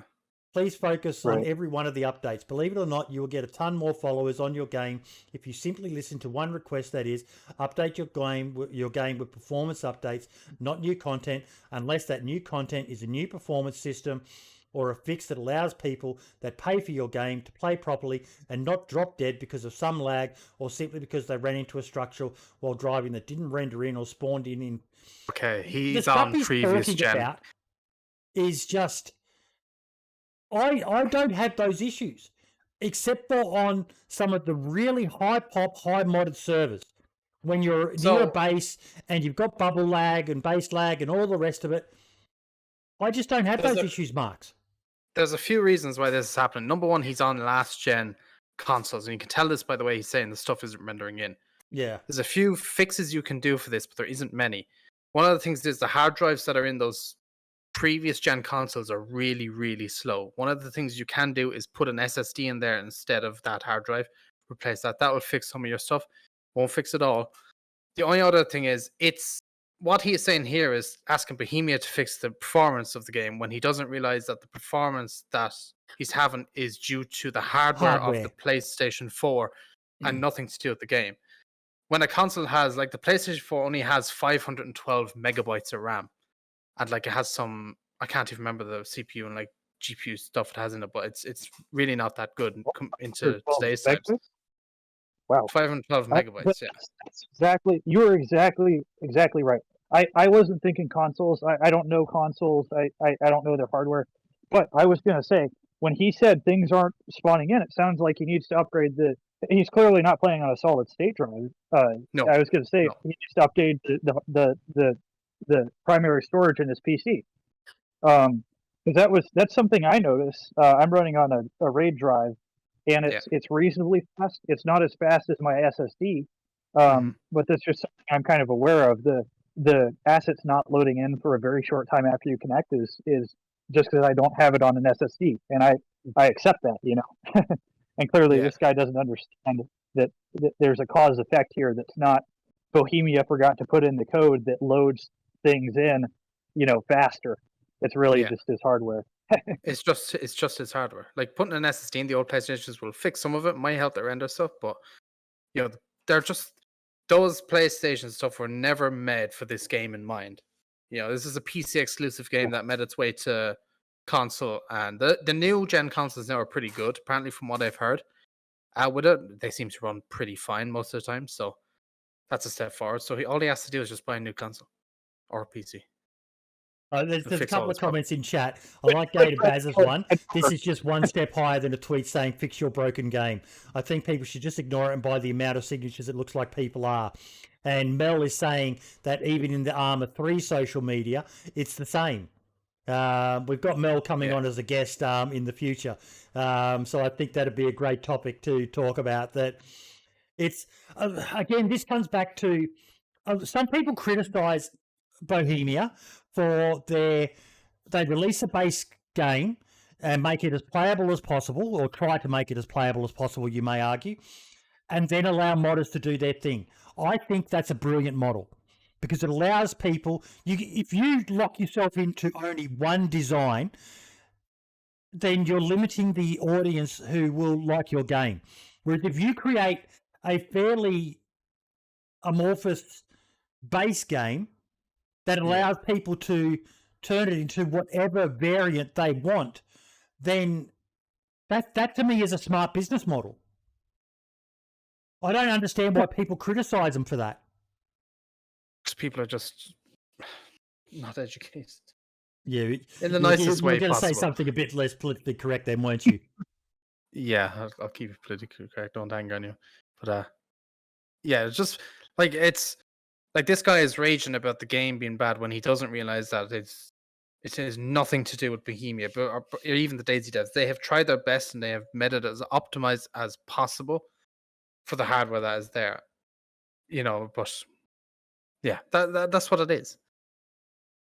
So, like Gator says, though, to be fair, they did release the game on last-gen consoles, saying it's a hardware issue and to upgrade isn't really a fix when you're a console owner, especially with the rarity of the next-gen consoles at the moment.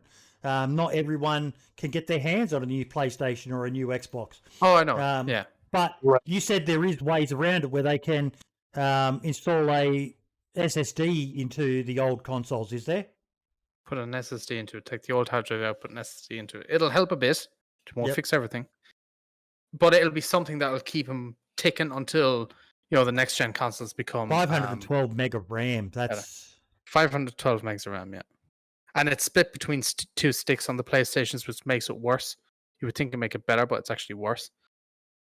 So when you put an SSD in the console, I'm assuming, do you have to copy the do you have to put it into a hard disk copying machine? Because on a PC you can just reflash the hard drive with whatever you're installing, like a new instance of Windows, but you can't do that for console.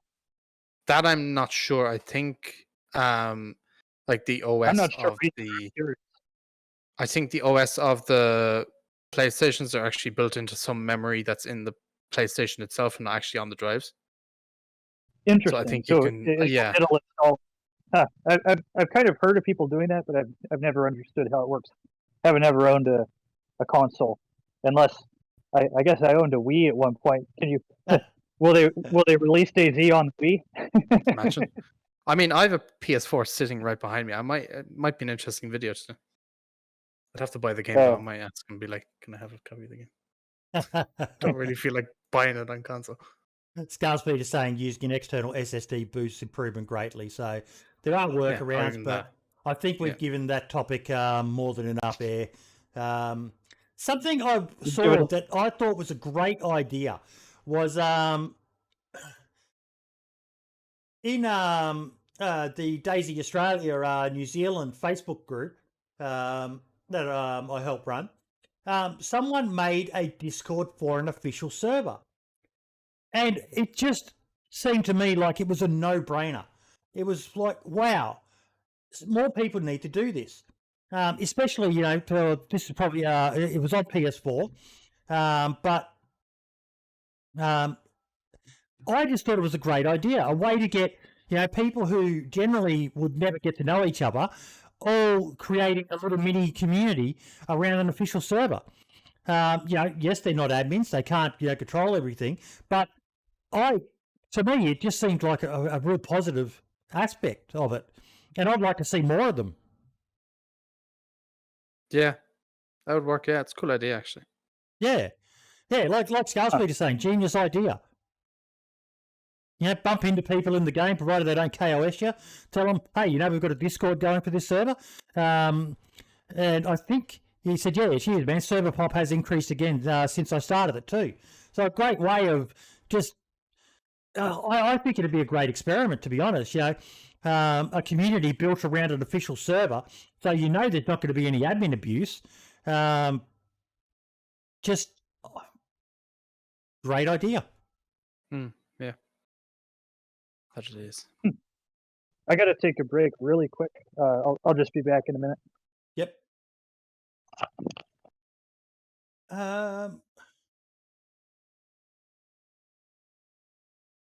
Okay, we are getting right near the end of it, actually.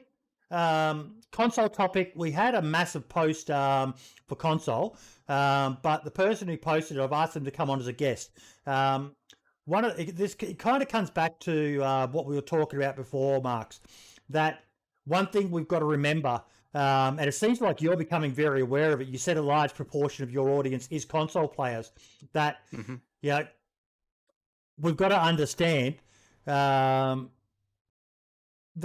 a lot of people making comments on DayZ content now are console players, and they view the game very differently to us because we've got this massive world of mods at our fingertips, and they don't. They're stuck with the vanilla content of the game. Yeah. You can usually tell when somebody's a console player versus PC player in the comments. I know they can be frustrated, but we just kind of have to try and educate them as much as we can and stuff like that. It can get frustrating, though. Yeah. Yep. The mod mini spotlight, it has to be on Ralian's AI mod. I can't wait for that to come out. I really can't. The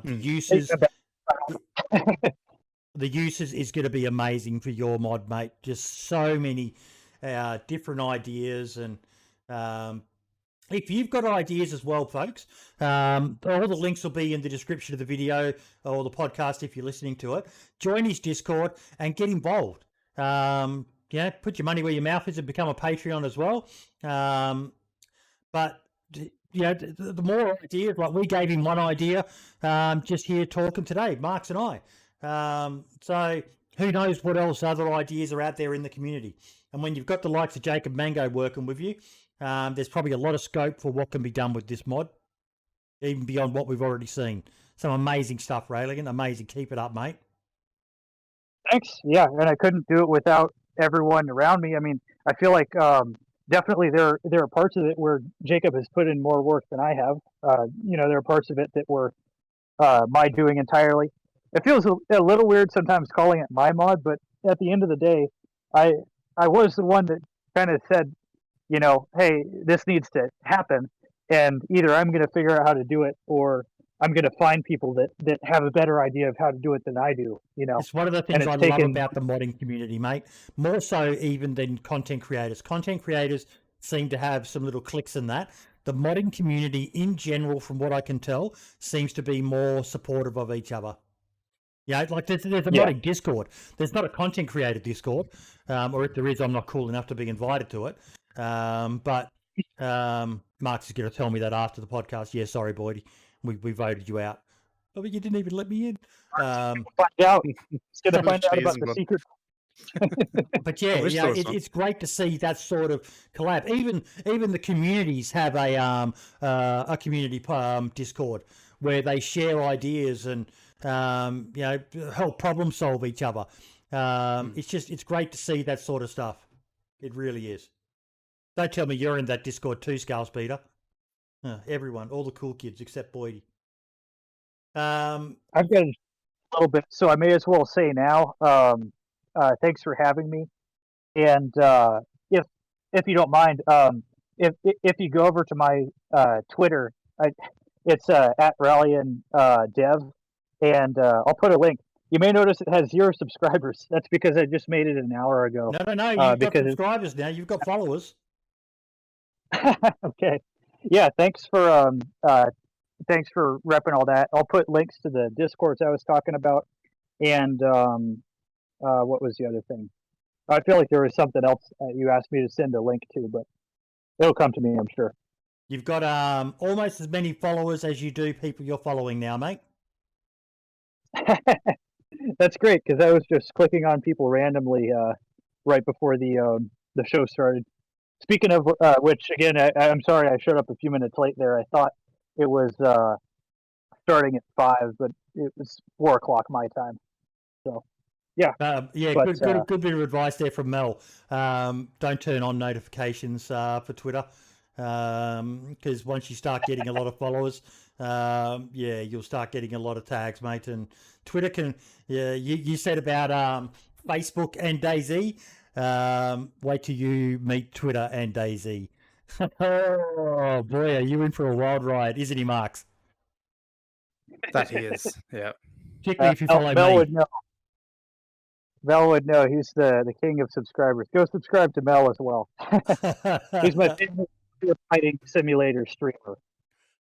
He plays Mel that. Actually, it's a game has some. I love Mel's Twitter account. He's got some really, really cool stuff. He's got an interesting job. He posts a lot of really interesting stuff. That's why I want to get him on as a guest. He's right into his armor, right into his DayZ. I can't wait to actually. I've never spoken to Mel. I can't wait to get to speak to him finally. Yeah, he comes around BMR. That's how we got acquainted. I think is he sometimes got on our public server and would stream a little bit. I think.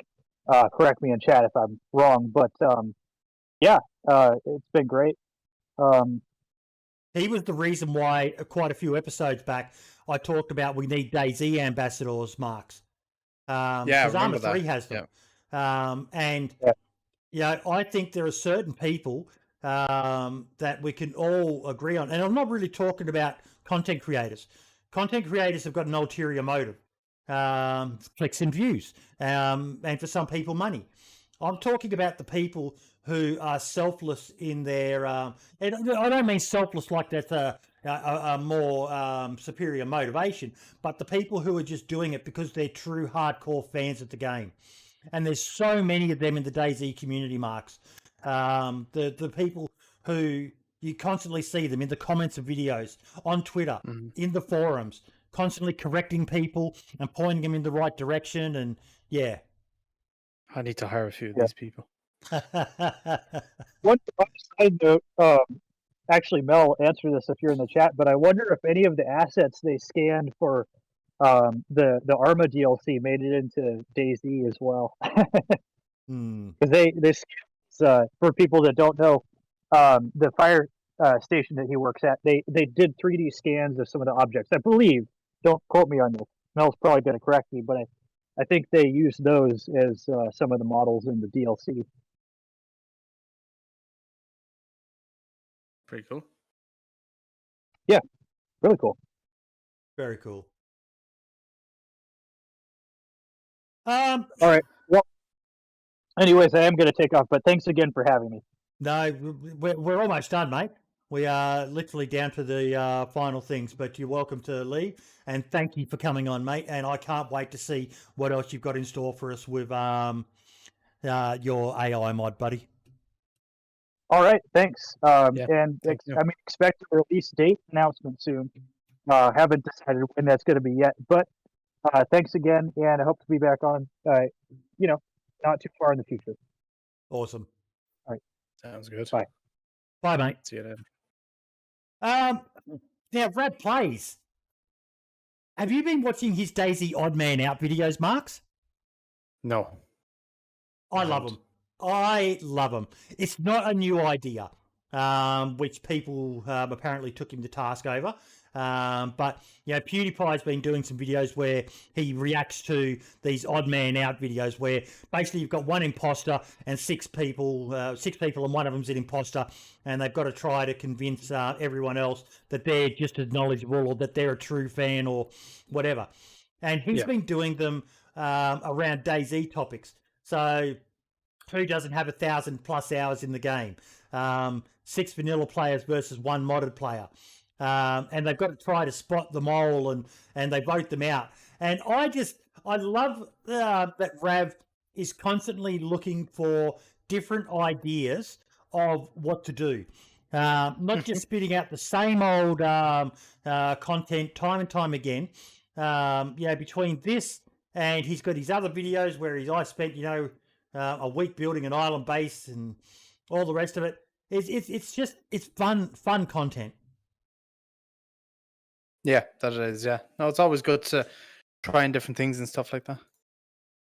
And the other one I have to shout out was the return of the man, the myth, the legend, Vigilante Gamer. If you do not know who Vigilante Gamer is, you are not a true DayZ fan. I'm sorry, I've said it. Come at me, bro. Marks, do you know who Vigilante Gamer is? Heard of him. Good. This guy is one of the most criminally undersubscribed YouTube channels, even though it's been 3 years since he last made a video. His content about DayZ was, the guy did a video called How to Apply Sun Tzu's The Art of War to DayZ. If you're a tactical player, if you're a PvPer, you need to be subscribed to this guy's channel just to watch some of his videos. Flanking, it just works. FPS tips and tactics. The ultimate ambush. I was part of this video. Yes, I have done PvP, folks, and I have been good at it. You wouldn't believe that if you've ever watched me stream. But he's done tactical breakdowns. He's done one on the Running Man. He's done one on a video. The first one he ever did was myself and Vanguard. His tactical know-how is up there with the greatest tactical minds of any gaming ever. When I first became aware of the guy, I swore to God he was military. His understanding of DayZ tactics it blew me away. And I now get to speak to the guy, not regularly, but I speak to him on occasion. And I didn't even know he was coming out with this video. But he did a Toprek tactical breakdown. And it was fucking phenomenal. His ability to just watch a video and break it down into sections. And he did all this on his phone as well. because he's a married man now. He's got a pretty full-on job, and he made this video on a phone. Jesus. Yeah, I said. Is that why he stopped? Is that why he stopped making content? Just life got in the way, or did he ever give a reason as to why he stopped? Sorry, I'm just responding to a chat in comment. Spud's trolling me on something that happened on the DayZ Down Under service. But sorry, what was the question again? Why did he stop making content in the first place? Was it just kind of life got in the way? Yep, life got in the way. His content never took off to the level that I personally feel it should have.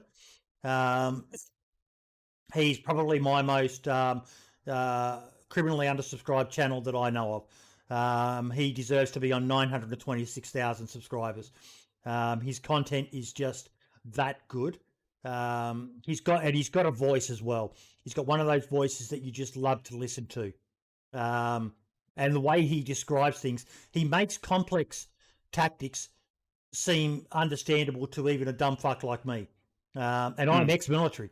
And everything he says just makes sense to me. Maybe that's because I am ex-military, but his breakdowns, and if he's going to be doing more of them, I can't wait for them. I honestly can't wait for them. If you've got something you'd like him to review, hit him up on Twitter, folks. I'll bring up his Twitter handle.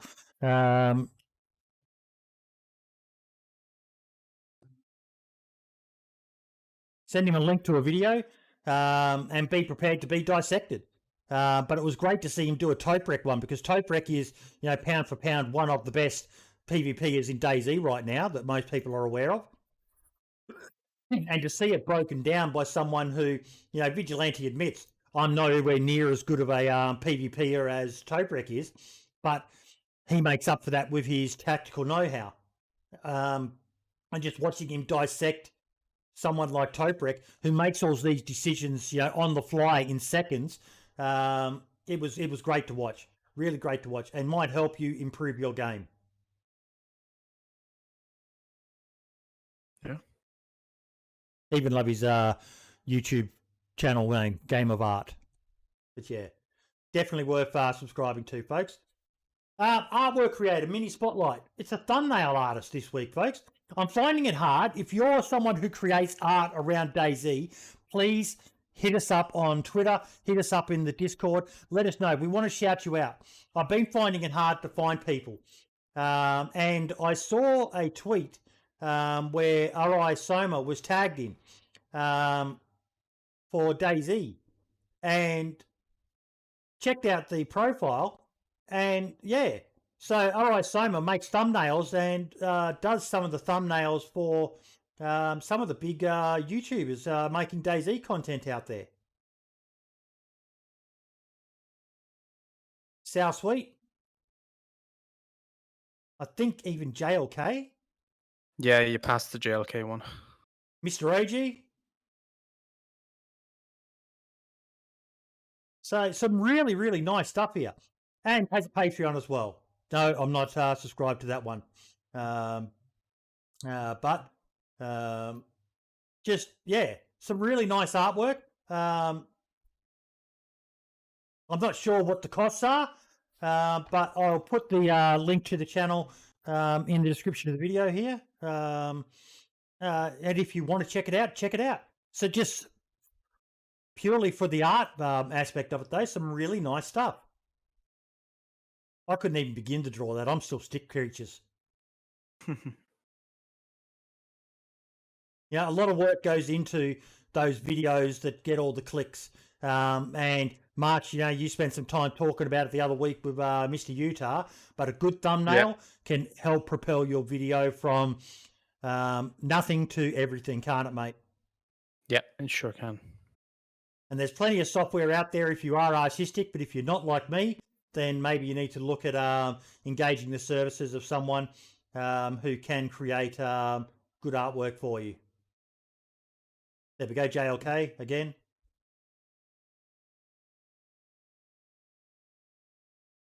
Some really nice stuff. Really nice stuff.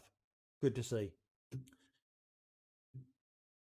DayZ Twitter Watch. they're really starting to get active in the community now, Marks. Yeah, they're doing tweeting out a lot of people's either videos or streams or stuff like that. It's nice to see. They tweeted out this cinematic trailer, which I watched it, and oh my god, it was good. Did you watch this one, the Jared one? I saw a couple of seconds of it. Yeah. Yeah. I'm not going to play it because there's music going, and I don't know what the source of the music is. Easy way to check. Elysium Audio. Okay, I'm guessing that's a. There we go. Yep. If you're ever worried about whether a song is going to be copyright, upload it to YouTube. They've got one of the best, Elysium Audio Labs. So music license in this video. So yeah, definitely can't play it. Don't have a subscription to that. But it's a great clip to watch. Just it goes back to how good the right choice of music for your video can be. With the right editing, you can really bring out a good song to amplify the effects of what you're doing. But I was just happy seeing DayZ sharing stuff like this. They've been quite active on the Twitter account, which is good to see. I do need to follow them more on other forums and that as well. But we all know how much I love Twitter and how much Twitter loves me. Don't you, Twitter? You love me.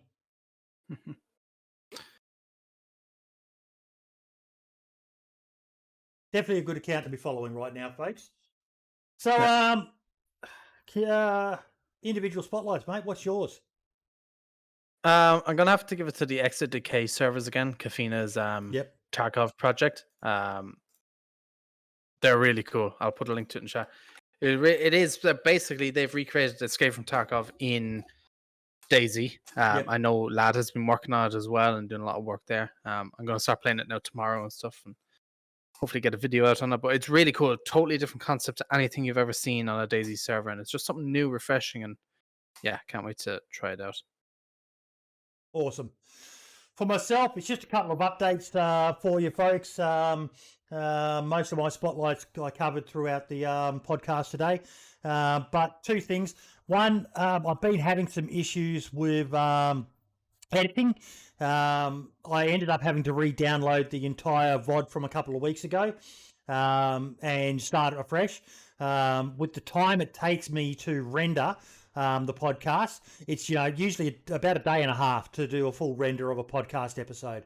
So I have got the one from 2 weeks ago ready to go, and I will be doing the one from last week with Scotty, and I will also upload separately just the time that we were talking with Scotty about DayZ as well. So people can listen to that only if that's all they're interested in, hearing what's happening with DayZ. I was actually probably going to do that one as well, but I lost all my footage from when I went live in it because I made a massive mistake. So whenever you have that up, let me know. Or if you need help editing or rendering that video, give me a shout and I can do it if you need. Cheers, mate. I might hit you up because, I'm just having a lot of issues. I don't know whether I've got a hardware fault or something, but my computer's been struggling a bit lately. I've got a 2080 and I use Adobe. So I've been experimenting between Media Encoder and just rendering them straight from Adobe Premiere Pro, but nothing seems to be changing the time it takes. That should only take a few hours. So if you want me, well, it should take mate, it says it should take me about 10 hours, but then once it starts editing, that time stretches out to 30, 40 hours in total for a big episode. The 3 to 4 hour ones are insanely long. It shouldn't take that long, I don't think. That's a bit... Yeah, I am using NVIDIA NVENC. Crazy. I've got hardware acceleration on, and it's just, I don't know whether my graphics card's on the blink or whether it's my memory or I don't know. I'm just not smart enough for that sort of shit. Yeah. I'll send you a message after this anyway. Yeah. And the other update is we are going to be adding a third host to the show, folks. Marks and I do okay when it comes to the tech stuff, but I really feel that guests like we had today where we had Ralian on, if we had someone who's a modder, and understands the script code and can ask those more technical questions, it would add a lot of depth to the show. So we've got some applications in the DayZ podcast Discord at the moment. A number of people have expressed their interest. I'll share the screen. Bada boom, bada bing.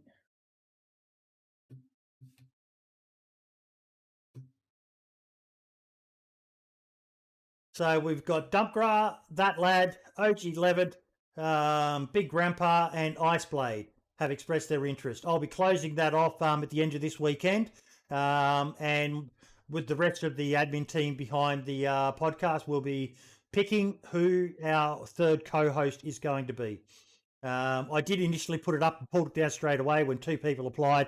Had it pointed out to me that really need to lead this up, especially over the weekend, because some people are busy during the week. But yeah, I'm excited. Yeah, we've had 3 co-hosts that have worked really good in the past. I think it'll just add that bit of extra depth that, I wish I knew more about it, Marks, but I'm just not smart enough. Yeah, I have very limited knowledge on it, but yeah, it would be nice to have somebody who could really get in depth and explain this type of stuff. Yeah, because there's probably questions that we should be asking that we just don't know that we need to ask. Yeah.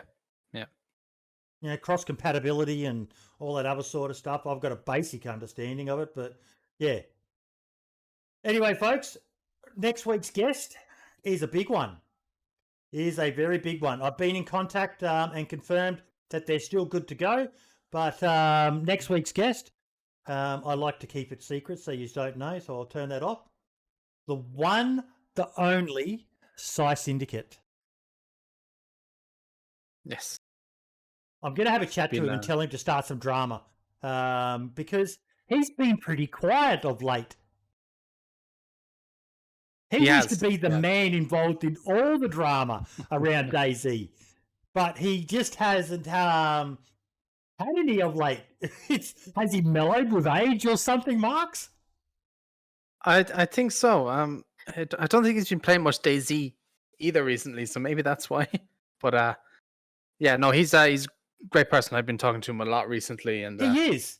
He really is a decent guy. I think he's a very misunderstood person, personally. Yeah. That he would be, but yeah, no, when you get to talk to him and stuff, he's quite nice and stuff. And I mean, he's agreed to come on this show. Yeah, well, he's been supportive of my videos as well over the past couple of weeks, so yep, it's also been nice to see, and he's shouted me out in the video and in his streams and stuff, so it's pretty cool. He's a really nice guy, and I can't wait to get him on. We'll do some promo for the podcast. I do like getting in small guests, but every now and then I like to get in a big name as well, because it just helps spread the word about the podcast as well. And like I said earlier, I wish I had 2,000 people watching, just so that they could get educated a little bit better in DayZ and what goes on behind the scenes with DayZ, into people thinking that mods are made in days, through to why they can't bring the org in.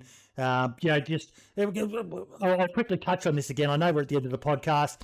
A lot of people think, but it was in the game already. Why can't they port it in? Because they've changed engines. They needed to redo everything from scratch. Simple answer. Yeah. Simple answer. You might not like the answer, but that's the answer. It is what it is. So yeah, Marks, a pleasure as always. Yes. I love having you on, mate. It's we're keeping this show rolling.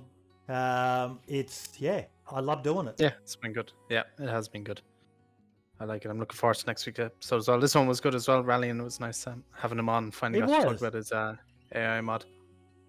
It was a pity we couldn't get Jacob Mango, but my Aussie compatriots don't seem to like getting up at 4 a.m. in the morning to get ready for a 6 a.m. I don't know what their fucking problem is. Just lazy bastards, us Aussies, aren't they?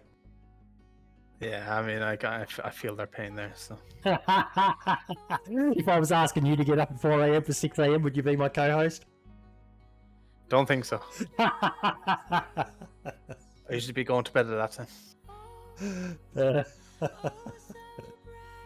Going to bed at 4 a.m. Oh, that's right. You're a young fella. Fuck me, mate. If I'm not in bed by 10 o'clock, mate, I'm fucking falling asleep in my chair. And no, it's not a rocking chair either, you cheeky fuckers. Okie dokie, mate. Looking forward to next week. Alright. The Psy Syndicate on the podcast. Yep. Mel saying my wife might kill me if that was weekly. My wife's actually pretty good. She's even has an alarm set because I'm a really rough sleeper. And she even had her alarm go this morning, and boy, time to get up and go to your podcast. She's a good woman. I don't know how she tolerates me, hey? Must be because I'm an absolute sexual tyrannosaurus. Must be. Okay, folks, all the best, and we will see you next week. See you then. Ciao for now.